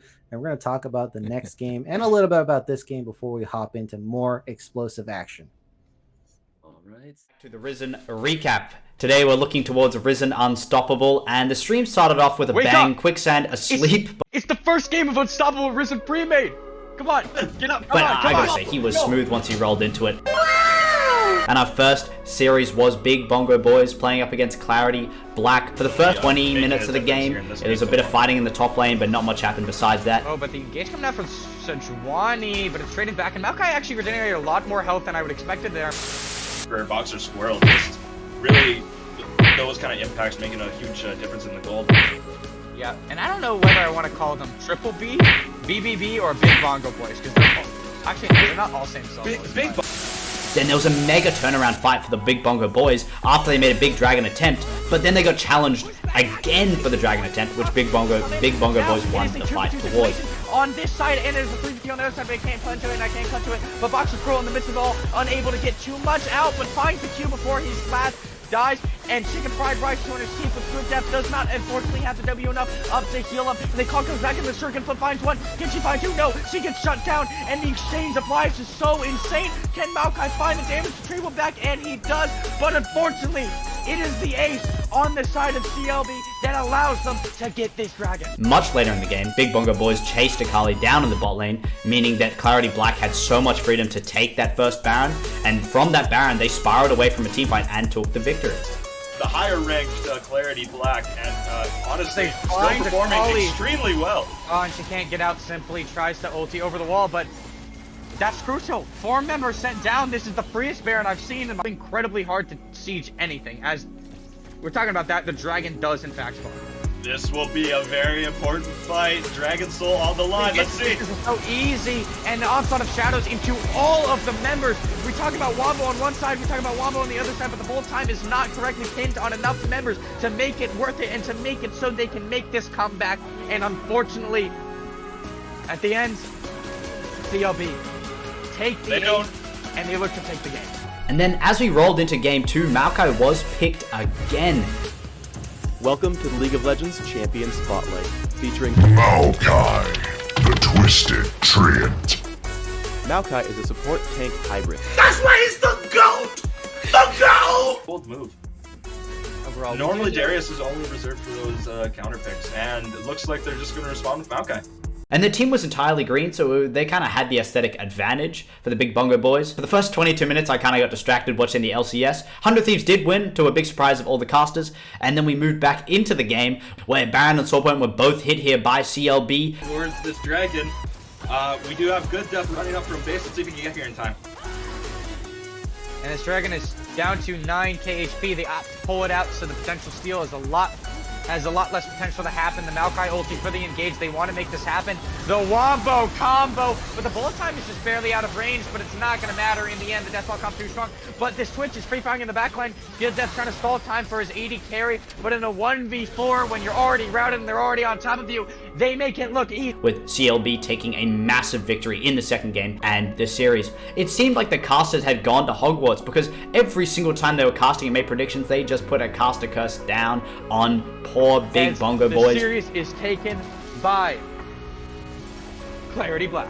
And that was Risen Unstoppable for the night. Hey everybody, and welcome back to the Risen recap. Today we're looking towards Risen Unstoppable, and the stream started off with a bang, Quicksand asleep. All right, that we just have to admit, not exactly what we were expecting to happen, I think, from the beginning, and then definitely not what we were expecting to happen at the end. Cinnabun was looking so good for 31 minutes of that game until that turn, that mid lane fight, and then it all just went downhill, and Draft Diff just pulled out a win. It was honestly incredible. I think it wasn't just that fight. I think that Draft Diff did do a good job of finding some cross map plays and stalling the game out from CinnabunSayori. Like the top line kill they got on Crims there to get Silas a huge shutdown, I think was key as well, because he did a really good job just being able to be a frontline and finding picks in team fights from there on. Yeah, I mean, there are definitely some turning points. I was taking some notes, wondering, like, is this the part where Draft Diff turns the tide? Is this the part? But yeah, I mean, that going for the Baron, picking that up, and then you both kind of mentioned it during the stream of just like, you know, is what happened? Where did this kind of go? They got the soul point, right? Mordekaiser couldn't get the dragon, but that was actually okay. It was interesting that Nautilus was 3 seconds away from getting the Baron buff, but in the end, I mean, that's what allowed them to roll it down.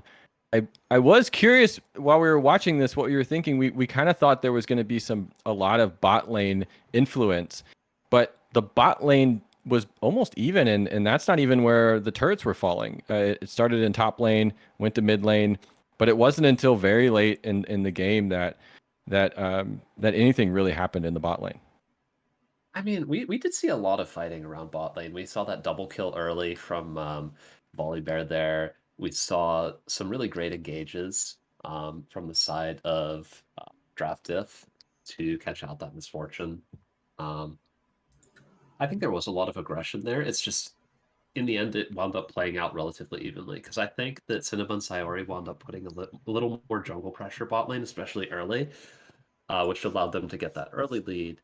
But then Crit and Manison were able to turn it around by just catching out CinnabunSayori on that misfortune quite a bit and evening it up that way. And Crims, you mentioned it. The poor sad mummy just kept getting kept getting everything from Mordekaiser, and you know the champ selection in that is that poor mummy was frontlining, and just the target was on Amumu's back. And unfortunately, wasn't able to get off ultimates. I mean, did we really see a Wombo combo from the side of Cinnabon in the second half of the game? Not really. They kind of got split up into these really chaotic fights, nothing really front to back. And that's credit for Draft Diff. I think the Hecarim that you pointed out, Myopia, really came in handy for creating this chaos, getting on the back line uninhibited, and causing these chaotic team fights that Draft Diff could win off of. Yeah, honestly, I think all of Diff did a really good job in those late game team fights. Silas served as a really good way of picking off that first target. He got some really good engages there. Crit just did an incredible job staying alive after he was diving in with Hecarim. Nautilus getting off some amazing engages as well, getting those picks. And then Deep Dark Fantasy, he at times it looked a little tough for him, but I think a lot of times as well he was tanking several people and just buying so much time for the rest of the team to kill the back line and get so much damage off. So I think they just all did a really good job in those late game team fights, just creating so much chaos. Yeah, it started off a little rough selection and just getting picked out early on.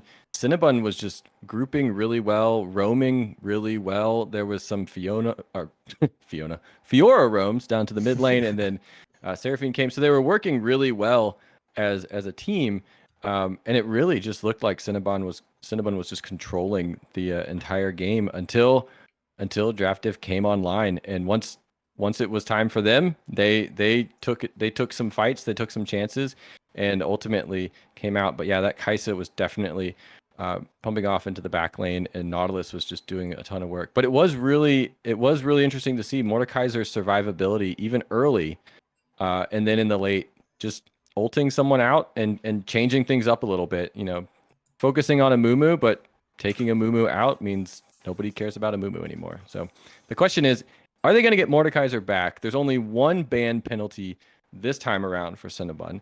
But they did so well with just not even being able to ban out two. So I'm curious if that's going to play into this. I mean, they were very strong, even though they were at the disadvantage.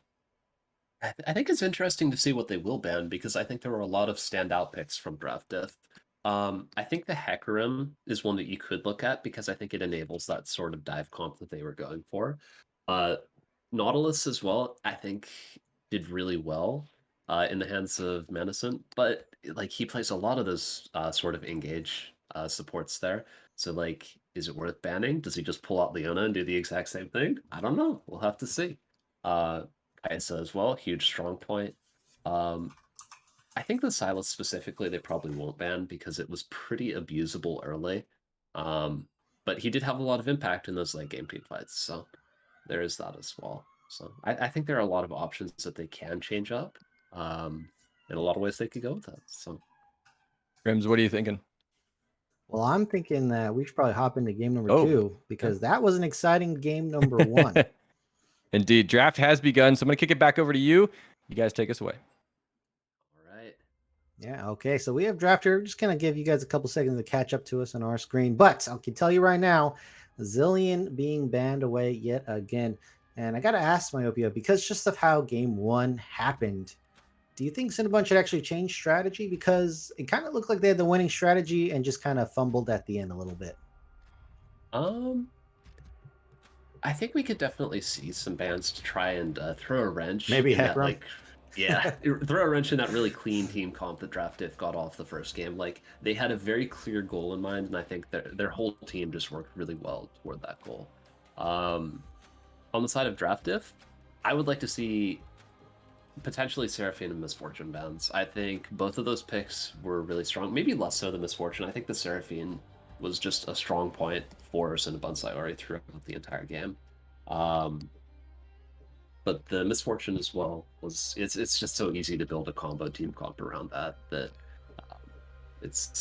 I think it's hard to justify not banning it. But we do see a Silas ban here, interestingly. So I guess they did feel that was a problem in those late game team fights, and there's the Seraphine ban as well. So a little bit expected there. The Lilia ban for top lane again is interesting, and then Udyr ban, presume it could be top lane or jump, I suppose. Yeah. Question is, do Draft Diff pick up the Hecarim? It worked out for them, and it looks like the answer was yeah. Hecarim was pretty solid.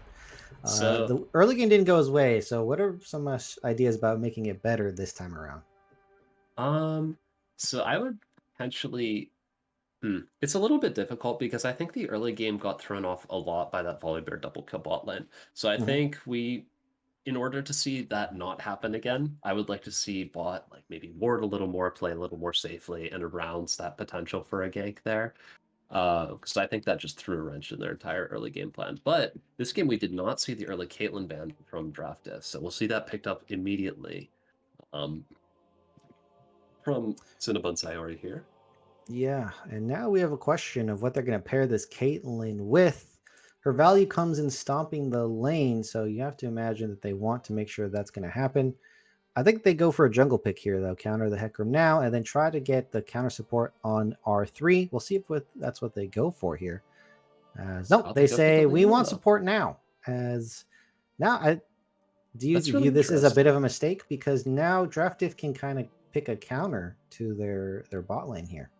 The interesting thing about that is that from what I have seen, it looks like Kool-Aid Man's champion pool is primarily enchanters. Although we did see the Amumu come out from them last game, so it's not so far out there, but it's a little different from a lot of what they played previously. So we'll see how good he is on they are on the Leona. Here we go. Misfortune being picked up. Although Misfortune into Leona, gotta throw some question mark pings on that one. Yeah, it's a little bit similar to last game, where it's just such an easy way to cancel the Misfortune ult that it becomes. Which is why they go Misfortune Morgana. Boom! Perfect. The big brain plays.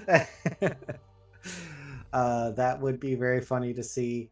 I would not be surprised to see a Nautilus come out here again, honestly.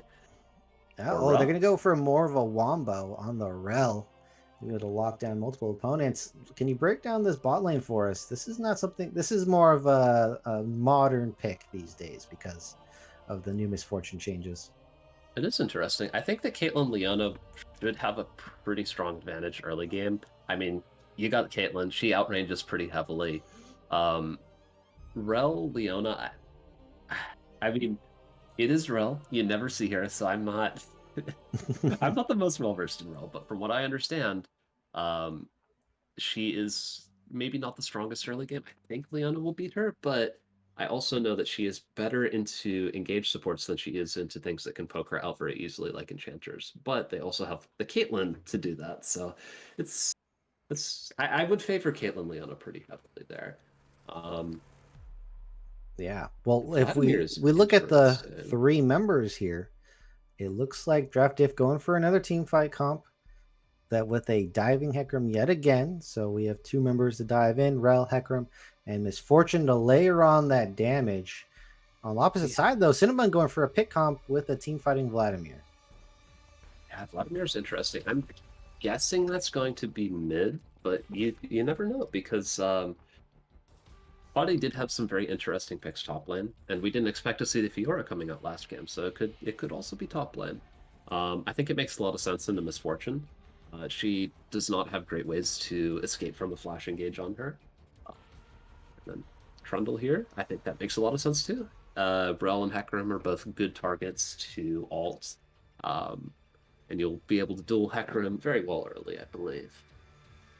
Yeah, Trundle also has the ultimate, so if Hecarim's going for the tank build, that's going to be stats taken away, or from the Rel if that's not the case.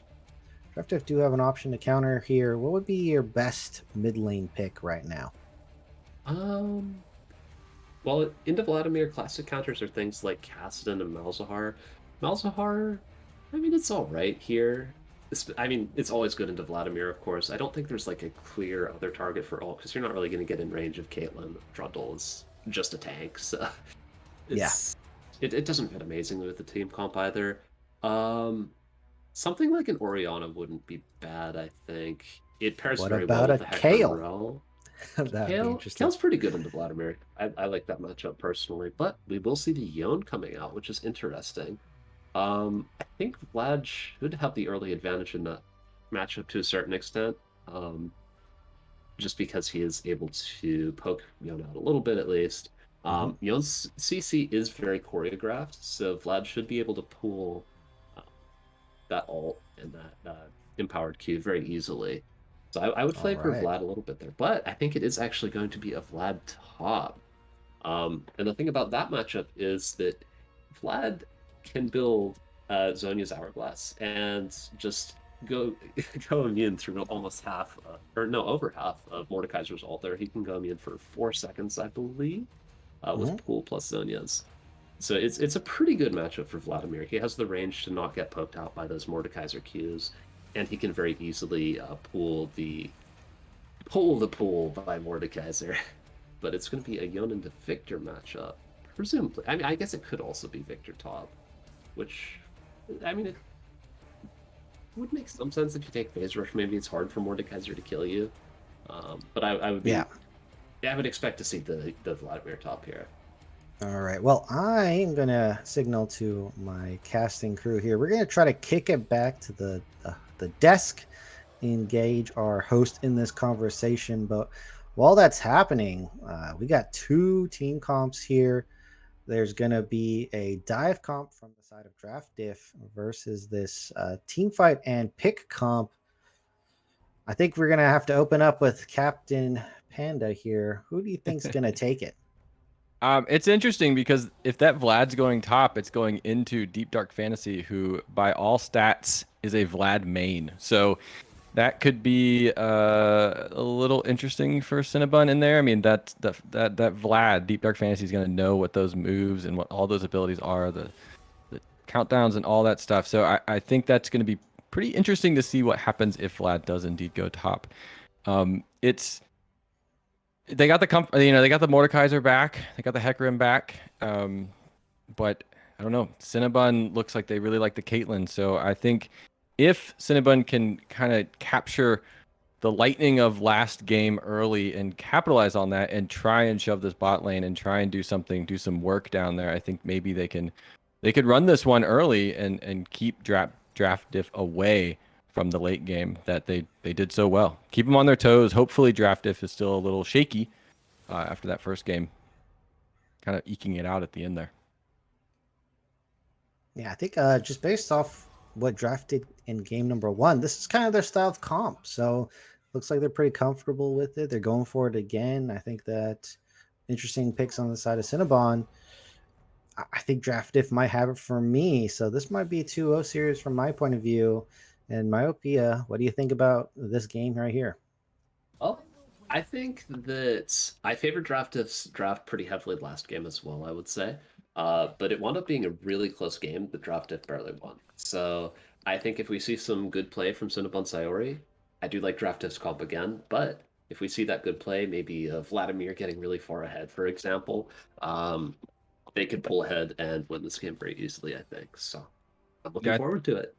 I think one thing that's definitely we'll see what happens early is if Hecarim can get any sort of lead or any balance that they weren't able to get in the last game. I mean, Hecarim, as you even pointed out, Krems, it took a long time for Hecarim to come online, and that Volibear was just doing work so early. And I don't know if that was because the lanes just weren't open for draft diff early on. Maybe with this Caitlyn in the bot lane, that'll open them up for some of those ganks. But I think the question is if Hecarim is still just farming and trying to find a way in, it's going to definitely help Cinnabon early on. Yeah, Trundle can go for an early gank. Doesn't really want to full farm the jungle with lack of AoE. So I think, fool me once, shame on you. Fool me twice, shame on me. We'll see if Draft Diff can pick up on that for this game as well. Yeah, and the other question is they got the Mordekaiser back on the stage. So we saw that ult being used all the time. When it was online, someone was getting ult, but I don't think anyone was buying QSS. So no one paid the tax, and I don't think they cared. Maybe they actually enjoyed having Mordekaiser use that ult and taking them out. And it was just like, no, please get Mordekaiser off the Rift. We want that. The question is are they going to play with that again this time?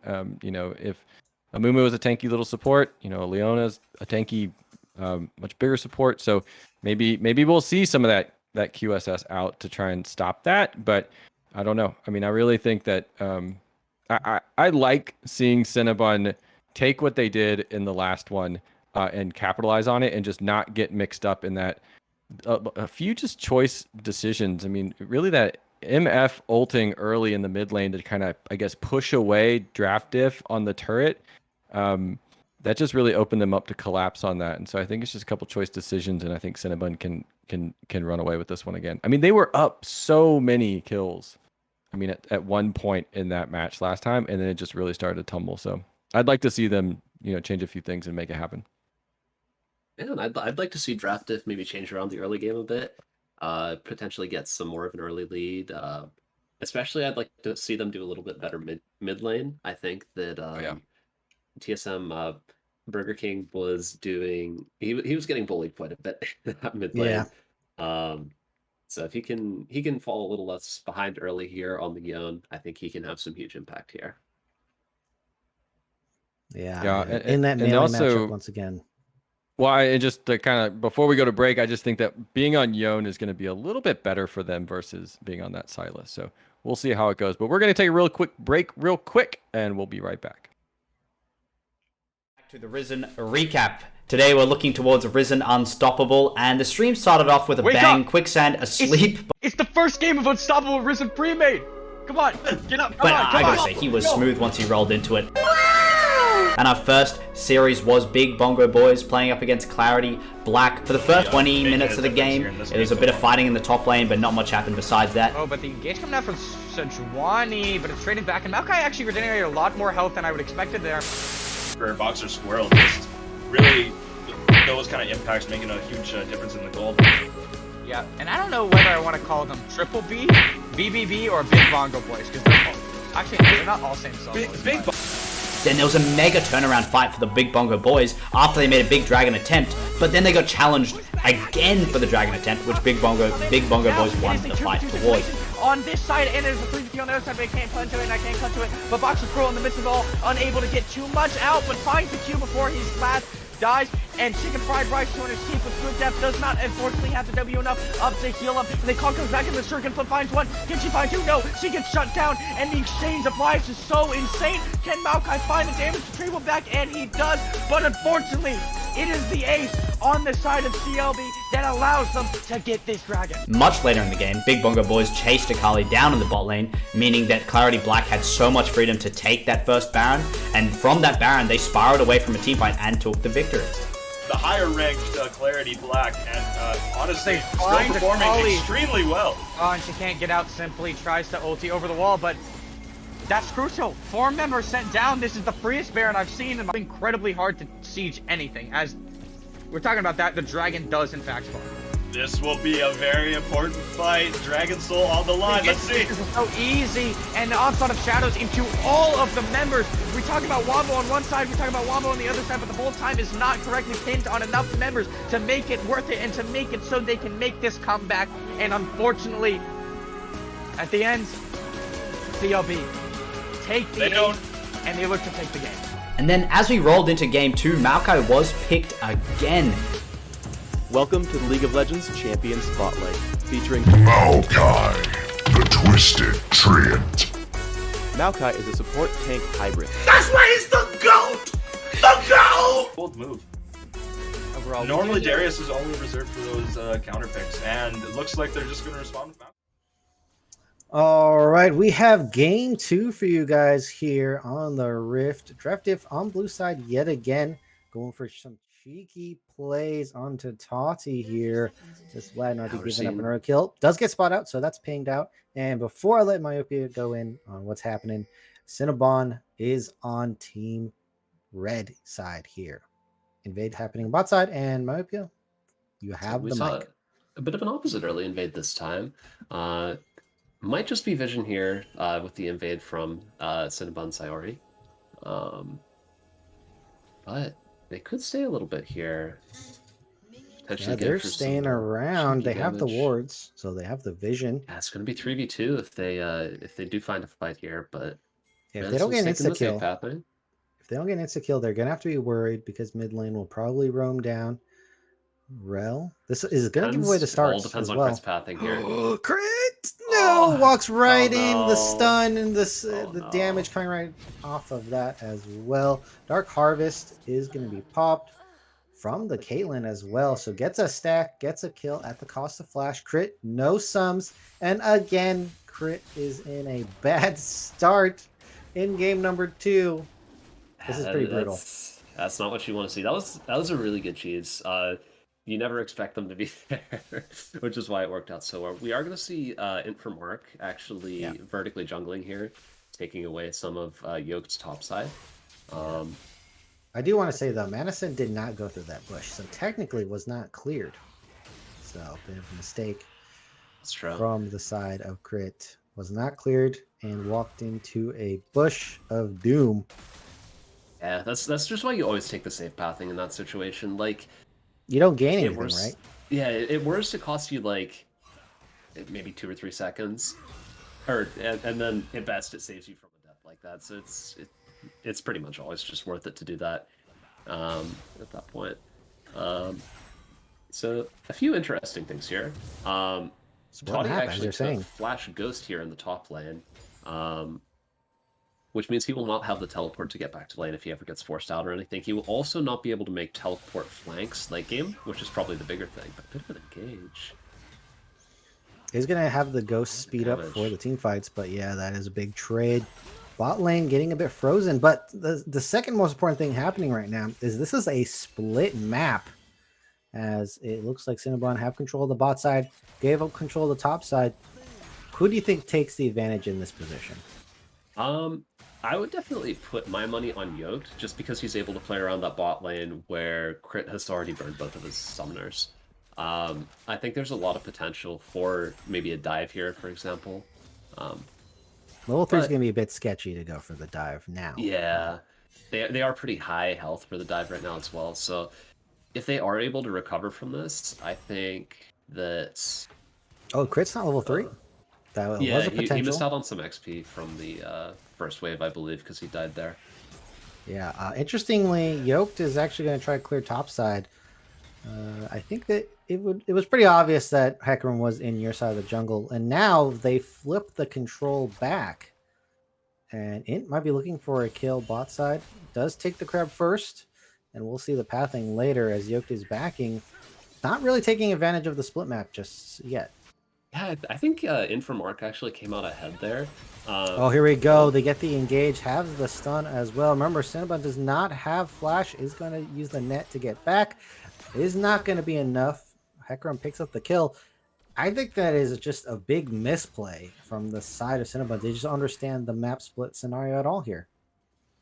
Yeah, I mean, Yoked came out behind on farm because he only took out one camp from Mark's bot side. He didn't really wind up getting anything done in that bot lane. I would have liked to maybe see a freeze from CinnabunSayori, honestly. I think that's maybe the best way to take advantage of that, because you have the level lead over Crit there.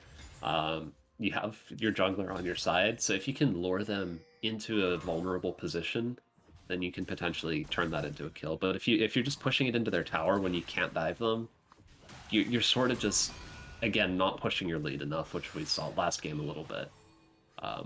Yeah, they didn't get the early bounce either, so that was a bit of an unfortunate scenario that Diff have picked up on. So bot lane getting evened out a little bit here. Gold lead, though, still for CinnabunSayori overall. Yeah, CinnabunSayori is still 500 gold ahead of Crit here, so still a pretty sizable advantage there. But, I mean, to a certain extent, you do expect to see that from Caitlyn. Just maybe. Yeah, I want to shout out the build here. Has lethality early. What are we expecting? This is not traditional Caitlyn. Yeah, one of the other interesting things about the runes and summoners here is that Caitlyn did go for the Dark Harvest, which, with that lethality, might mean a very interesting Caitlyn build here. We might see some funny R1 shots here. Yeah, is that a collector or maybe something a bit crazier? As the dragon being taken away early from Diff. I mean, I think collector trade would make some sense, but I don't know why you'd go to that first. But an engage here, Deep Dark Fantasy. Yeah, I saw it a bit in the LPL as Dark Fantasy out of the ultimate runs right into Yoked. The pillar is dropped down, so nothing much to catch here. Trying to get away, the slow from the Q is going to happen. Tati, does he have the damage? Doesn't get hit by that last Q and picks up the kill from Trundle here. Not where you want the kill, but hey, you did take down the Mordekaiser. Yeah, that's why it's a little difficult to play into Vladimir as Mordekaiser, because he's very fast, so he can kite you pretty going well. For this kill, doesn't have the pull, right into the Q, easy pickup there. Burger King has a kill, but are we having a bit of a dive scenario? Does get hit by the knockup and the stun. Infomark gonna steal away that kill, if you ask me, at the cost of their support here. The Kool-Aid Man sitting under turret, a bit worried out, but holds fast and is going to stay alive here. Crit, though, is going to be taking advantage of the scenario. That is an engage from Leona with no damage in tow. That might have been a mistake. Baiting Crit in, though. Yoked is here. Don't think much is going to happen after that. Yeah, I mean, that was a good dive, but I think you probably could have saved Madison there. Infomark could have if he had charged onto Leona instead of Caitlyn there. He also took the kill away from Crit, so I think that's just like a small micro misplay that led to it being a lot more even than it could have been. It's still very good for Draft Diff, of course, because it's the support that lives rather than CinnabunSayori here, but a lot of damage coming out. Oh, that is a turret shot, though. Yeah, turret shot's going to even that up. Was a good trade overall until that last bit. Still very worth even with the turret shot. Yeah, very worth. At least you put some fear in the enemy mid laner. They have a dragon lead and now a bit of a gold lead. Draft Diff actually take the early lead this time in game number 2. Yeah, and we're seeing a bit of a roam mid from Madison here. He's getting a bit more out onto the map than he was last game. I would be worried about leaving Crit alone in the bot lane versus a Caitlyn Leona. Dark Fantasy, heavy trading topside. Yoked, surrounded by 3 blue members. Flash over the wall. Can he get the kill before he's forced back? Ignite and the E drops damage on top. Last tick picks up the kill, and that was a pretty hefty chunk of HP left. Did have the smite. Oh no, Yoked, you could have survived. All you need to do was smite a Krug and you would have lived. That's going to go ahead and signal that it's ready for Draft Diff to pick up the Rift Herald. Tati getting pushed in. Burger King has control of mid lane. Draft Diff, early control in this game. Crit did have to sacrifice some plates, though. Yeah, I mean, I think you take that, though. They're just, like, getting Yon Hecarim ahead here is just going to mean that you can dive so easily. Like, even if you get, like, a Caitlyn, a couple of plates here, if you have a Yon that's really strong, you don't care too much about that, I think. Caitlyn picking up the Vampiric Scepter. Dare I say an Eclipse Caitlyn? Is that what's going on? I mean, yeah, based on that build, I think so. Which is interesting. I guess maybe that means he thinks that, or they think that they won't really be able to stand in DPS quite as much. Missed ult from Yun here. Oh, Rex does get the kill on this gank. Not what you want to see. Yoked was here anyway. Burst damage from the Victor is nothing to scoff at, especially after level 6. And Infomark with no defensive items at all drops to the Victor. Yeah, we saw Infomark actually fear Rex into the turret there, and then Burger King missed his ult as a result. So a little unfortunate there. I think there's a very high chance that was a kill for Draft Diff otherwise, but some good positioning from Rex allows him to salvage that and get a kill himself. Counter synergy a little bit. As we have this dragon second one coming up, this game's flying by already. Who do you think is positioned to get this next dragon here? Well, a big thing to note is that Draft Diff has a couple of ults down here. CinnabunSayori, you caught out. Does get hit by knocked up into the stun as well. Is going to net over the wall. Ult on top isn't going to pick up any more damage to pick up the kill. That is a big ultimate blown. Will that send CinnabunSayori back, though, is the question. Staying around for now. Toddy going for the all-in. Sorry about that, Miope. As we have a top lane duel. Deep Dark Fantasy gonna send this Vlad packing. No kill, though. Draft Diff has no ults up for this dragon fight, so I won't see them stall for this. I don't think they can take this fight without any of the ults. Although, I mean, CinnabunSayori is a little bit low, but even then, I think you can take they're going to try to pick up the kill here, and that's going to be the ultimate being popped from Leona. Doesn't pick it up. The flash away from Madison saves the day. A bit late from the Kool-Aid Man. They're trading back. Crit has the movement speed to pick up the damage. Going to try to finish up. Cinnabon doesn't get it. Exhaust being pulled onto Yoke to save Crit as well. Tried to get the damage. I thought that was going to be a Gale Force for some reason, but it just ended up being an auto as the heal from Cinnabon saves the day. They might just pick up this dragon as the top laners are constantly fighting here. Burger King taking 2 turret shots. Gonna have to wonder if that was worth the trade. Well, he got a plate for it, so I think you take that. Tati getting pretty low. Deep Dark Fantasy gonna use the heal and the shield. Crit might have found a kill here. Are they gonna give it? Yes, they are. The Kool-Aid Man does go. Never mind. Mark picks it up yet again. Cinnabon Sayori being pushed back, throwing down the traps. Toddy going very low. Flash Q as well. And now the dive. Madison dropping very low, but it goes golden to stall. But that just sends all the turret shots to your 80 carry instead. Cinnabun's going to pick up the play. Doesn't dodge the ultimate from Yone. Gets that in. Has the lethal as well. Mark drops again to the victor. Rift Herald does not get another plate. And this game is looking a lot more even and a lot more aggressive. Yeah, a lot of fights so far. Been a very entertaining one so far. But Burger King here going for the trade. That is a very good stun. Never mind. Burger King actually gets around it with the ignite and the E. Picks up the kill. Yoked is trying to 1v1. No supports there, but that is not going to be enough. The Leona ultimate is going to drop, but nothing much happens. And that's a level 6 Leona versus level 11 Yone.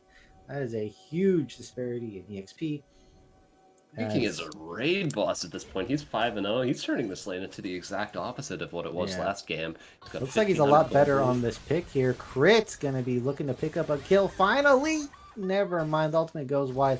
It looks like Kool-Aid may be able to walk out of this one. Sayori facing off against a Yone. Is it going to just get the all-in without the ultimate? Does pick that up. And raid boss you mentioned, I don't know. It's maybe one of those bosses that are impossible to kill in the game, as Burger King's looking like a monster. Yeah, he got all those kills. He's still sitting on 2,300 golds. It's going to be even more of a monster now. But at this point, you just can't be within a screen of him. Is pretty much any of the champions on CinnabunSayori at this point. Like, who could even stop it? Like, you can't 1v1 him. It's Vlad, Trundle, Victor. It doesn't matter. He just kills you. It wasn't punished in lane, by the way. I think Trundle is probably one of the champions that is effective at ganking a Yone with the pillar, and was not able to capitalize on that. And now they're facing down a very strong Yone, holding up his team. Burger King, game number 1, was looking a bit as a deficit, but now is a strength in this game. And I mean, even last game, he did very well in those late game team fights. So now that he has that strength early, but we've got an engage here on the Yoked. Yeah, Yoke dropping very low already. Multiple members closing in, but cannot pick up any CC. The Kool-Aid Man just left in the open. Does get a 2-man ultimate, but at what cost? Nothing being picked up from the side of Cinnabon, leaving this Rift Hope wide open. Sayori trying to pick up the bot turret in response. Bounty going to be helpful there. Burger King doesn't have ultimate, but is going to chase away this Victor. Crit on the top side. Trying to trade for turrets here. Deep Dark Fantasy walking out of a lot of damage. I think Diff is just pushing their lead really well. They're all over the map, constantly making plays, getting these turrets. It's just a really good look here in game 2. Yeah, we'll be picking up that farm on the bot side as the push is happening top. Response coming in. Kool-Aid Man making his way. Does not have Moby Boots. TP. Flank TP as well, as you're saying. Rex on the side. They're going to try to go for the kill on Crit. Madison try to stall for damage. The cleanse going to be used. The ultimate coming out. Picks up a kill on Victor. They get at least a 1-for-1 trade. Super worth it. Madison is going to drop low. And look who's here. Burger King right into 3 members. Fearless gets the knock-up as well. Does not have the ultimate, as the Caitlyn drops the damage right on top, but not enough. Burger King's going to pick up a double kill. This is going to be a triple. CinnabunSayori is going to try to get the kill. Burger King has the shield now, the ultimate as well. Does not pick up the kill. Ace from the side of Draft Dip. That was a very exciting topside, but Deep Dark Fantasy was not involved in any of that in that 4v5. Dion fears no one. He did fall at the end there, which is going to be a lot of gold over to CinnabunSayori.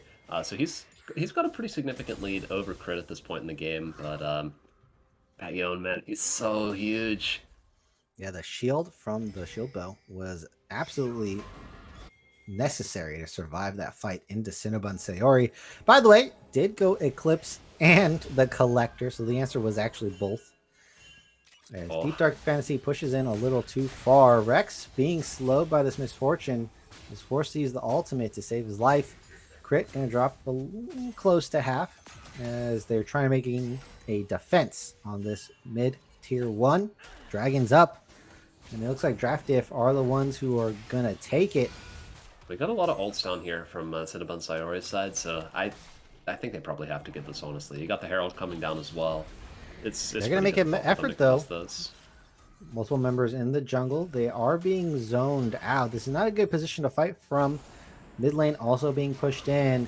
They're just going to go for it anyway. They're engaging on this Mordekaiser. They're all going to be popped from the Trundle. Infomark tries to go over in the backside. Does not get it.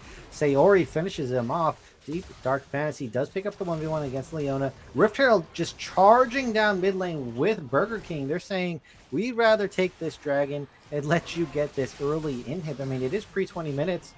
This is some really tough decision making for both teams here. I mean, it may not even take the inhib, though. I think Diff's issue there was that they fought without the Young. They fought without Burger King. Like, you don't win the fights at that point. I think delaying there for the Herald is fine, but you can't really commit to that fight at all. But ultimately, I still think it's fine for them. They got a lot of gold out of that. They're getting another turret here.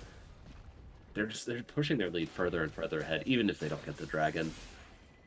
Yeah, it looked like from the side of Cinnabon, they just overcommitted for the dragon. They knew what they were doing, though. They didn't want to give up that third Drake and have the soul threat. But I think that's fair as trade well. for gold.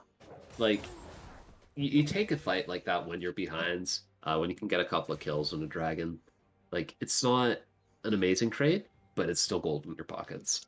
I do want to mention that I believe Yone picked up most of the gold because of the proximity to the turrets. So if we take a pop over to the gold difference, it's looking almost like 2 times the money of Rex here. Yeah, it's about 4,500 gold ahead here. A lot of gold. The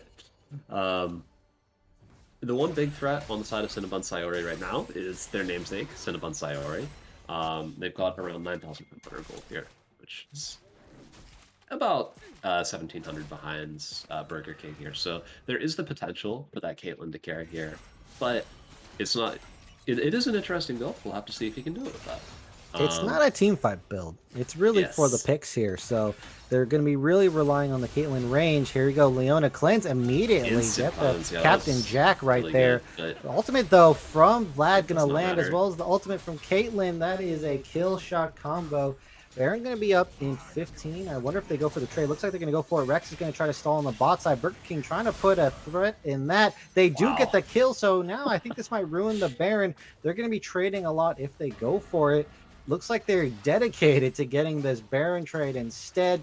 Burger King and Deep Dark Fantasy in the bot side. No one can really stand up to these two. It's going to have to be the whole team. Looks like they're giving up on the Baron because this is an inhib trade. Yeah, at this rate, it looks like they're just going to give up the inhib anyway. Oh, no. They'll even give up 2 for nothing. Oh, that would... I mean, I feel like that's going to be the game if they give up 2 inhibs here with the Baron being up. Burger King is really low. They can potentially get a shutdown here if they're able to get on him. Deep Dark Fantasy is just giving himself up to try and get the inhib here. Oh, that is very wise. I think that's a fine play. Yeah, that is going to be a very fine play indeed. Is not going to get out of this scenario, and trade kill very unlikely. And this is complete activation for the Baron. It's the best inhibs for grabbing the Baron and ending this game early. You do lose some members, but it's probably going to be entirely worth it once they spawn back in. Don't give away any kills though, because that would definitely ruin that. Just need to wait 20 seconds. Yeah, Deep Dark Fantasy 20 seconds away. I guess they might rush the Baron in response. They don't have a lot of time because the super minions will be pushing in eventually. Madison going for a play. They do get the lockdown. Kool-Aid Man drops low. Are they going to try to give over the kill? It's not happening. Crit only has 1 kill so far this game. Yeah, he's not the carry at this point in the game. It's all about Burger King. And they're just going to look for the Baron with those 2 inhibs down. Toddy's not here. Just able to zone away. Check the Trundle. Nope, getting 1v1. Oh no? Okay. Doesn't have enough time. Needs to Cinnabon getting some good poke off there. Deep Dark Fantasy running right into CinnabunSayori. Is going to try to get some damage. No ultimate, though. Can he 1v1 the 80 carry? It looks like it might be. Likely does get the pull as well as the Q. On top, Victor going to trade over the kill back, but they have the Baron. Yeah, you take that trade any day. Like, Mordekaiser, at this point, he's just a body. And CinnabunSayori is the main carry and main DPS of CinnabunSayori at this point. So Very worthwhile for them. CinnabunSayori has 3 items, so is on that power spike. Not the IE power spike, but a good power spike nonetheless. 2 inhibs down, though, with a dragon coming up soon. With the Baron buff as well. This is not a good position for Cinnabon by any means. It looks like we're probably going to see a 4-1 from Draft Diff here. We're just going to go all out on trying to get that top inhib. If they can get that, it's so difficult for CinnabunSayori to ever come back in the game at this point. Yeah, Mark is making aggressive pushes on the top side. As we have here Yone pushing up. Burger King, king of this game so far. Still has a 600 gold lead after bounty after dying. And here is the final push. Myopia. This could be the end of the game. Mark gets caught out by Leona. Doesn't get the stun, just the slow. Bit unfortunate. That is a key ultimate. They're going to try to mount a defense. It is also Hecarim ult down though as well, which is a pretty big source of engage from the side of Draft Diff here. So, and then Leona ult cooldown is a lot lower than Hecarim ult as well. So I think that's a pretty good trade from the side of CinnabunSayori here. They have Mordekaiser, solo dragon. A bit of a flashback, but I don't think there's going to be any nightmares for this one. Yeah. Nothing going to be stolen, hopefully. That'd be crazy if it did happen. As multiple members in the base. And now these inhibits are coming up soon. This could be a win opportunity if they can pull it off right now. Right now, the game is slowing down a little bit. They do need to find these plays to continue pushing their lead, but they're far enough ahead at this point that, again, like last game, it's going to be hard for CinnabunSayori to really find anything. Dark Blue Fantasy, sorry, Deep Dark Fantasy is going to get caught up yet again, yoked with the ultimate. Victor Q chasing him. Victor ult chasing him down. Sayori tries to use the ult to pick it up. That's a lot of damage, though. Toddy's going to pick it up. Wonder if he can pick up a second one. Looks like that is not going to happen. So they're going to be able to stall out the game with those kills. Question is, do they have enough time to get a pick to make it back is the question. Yeah, it's gonna come down to whether or not they're strong enough for this next Drake fight to stop the Soul, I think. Because Mountain Soul, again, like last game, it does an incredible job at stopping that Vlad burst, that Lethality Caitlyn burst. So if the team that is already incredibly ahead on the side of Draft Diff here gets that Mountain Soul, it's going to be very hard for them to lose. But that is also what we said last game, so you never know. Yeah, maybe we'll see a Mountain Soul for Baron trade into win.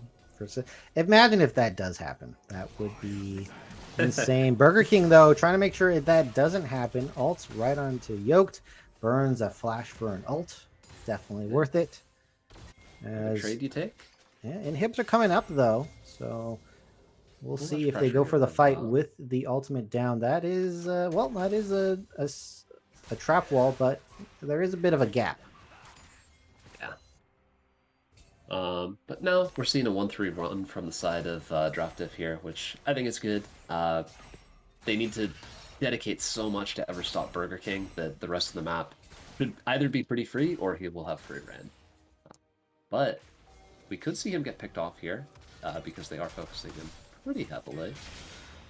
Okay, Dakule, man, they want to go for the kill on Burger King. That's already a third of the HP down. Does land the ultimate. Yoked is here. He has to teleport back. They're going to get a kill on Cinnabon and change, though. Burger King stalling out, going golden. Lots of members. Gets a huge shield. Is going to get the knock-up as well, healing off multiple members. Doesn't look like it's going to matter, though, as the base is going down. 3 members down. Last turret is barely alive. They're going to get the knock-up insta-kill as well. Rex, I don't think he's going to be able to change this around. They may have taken down the raid boss, but he took one with them and stalled out enough for Draft Diff to win the game here. Yeah, they're going to just take their time, pad the stats. This is going to be stalled out just a little bit longer. 26 minutes into this game. And that game was pretty disgusting from Burger King. So a third 2-0 this season from Draft Diff. So they are looking like a very strong contender this season of Draft League. Yeah. Week 3, 3-0, and that was essentially the extension of the game 1 draft diff. They just never turned it off, and they just kept rolling straight through in game 2. I mean, that mid lane change, I mean, that was unbelievable. That was the Burger King they wish they had in game 1, and they just turned it on and never turned it off. That was a master class out of Burger King. All that calculated aggression. Game 1 on the Silas, he was very aggressive in the early game, but didn't always turn out so well. But this game, we saw it work out perfectly. He got so many kills that you were like, you would think like, does Yon have enough damage to do that? And evidently he does. He doesn't care. He's gonna try and he's gonna do it, and no one's gonna stop him. He's gonna shield. He's gonna heal, and they threw so much. At the end, great play too to just go in while the base is being raced and just take the time away and let them refocus and realize that there's 2 in the base right now, and it's just ending. So much sustain, too much sustain on Yon, and it was a great play to just make sure they could close it out.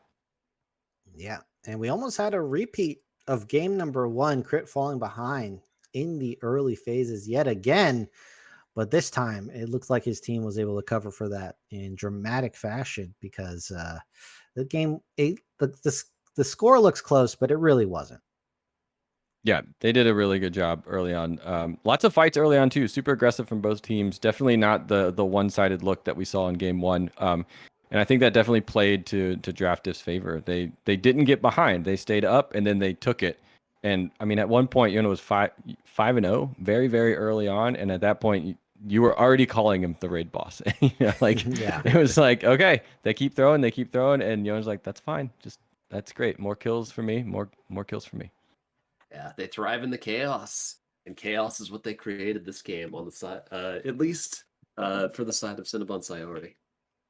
Indeed. Well, Draft Diff, congratulations.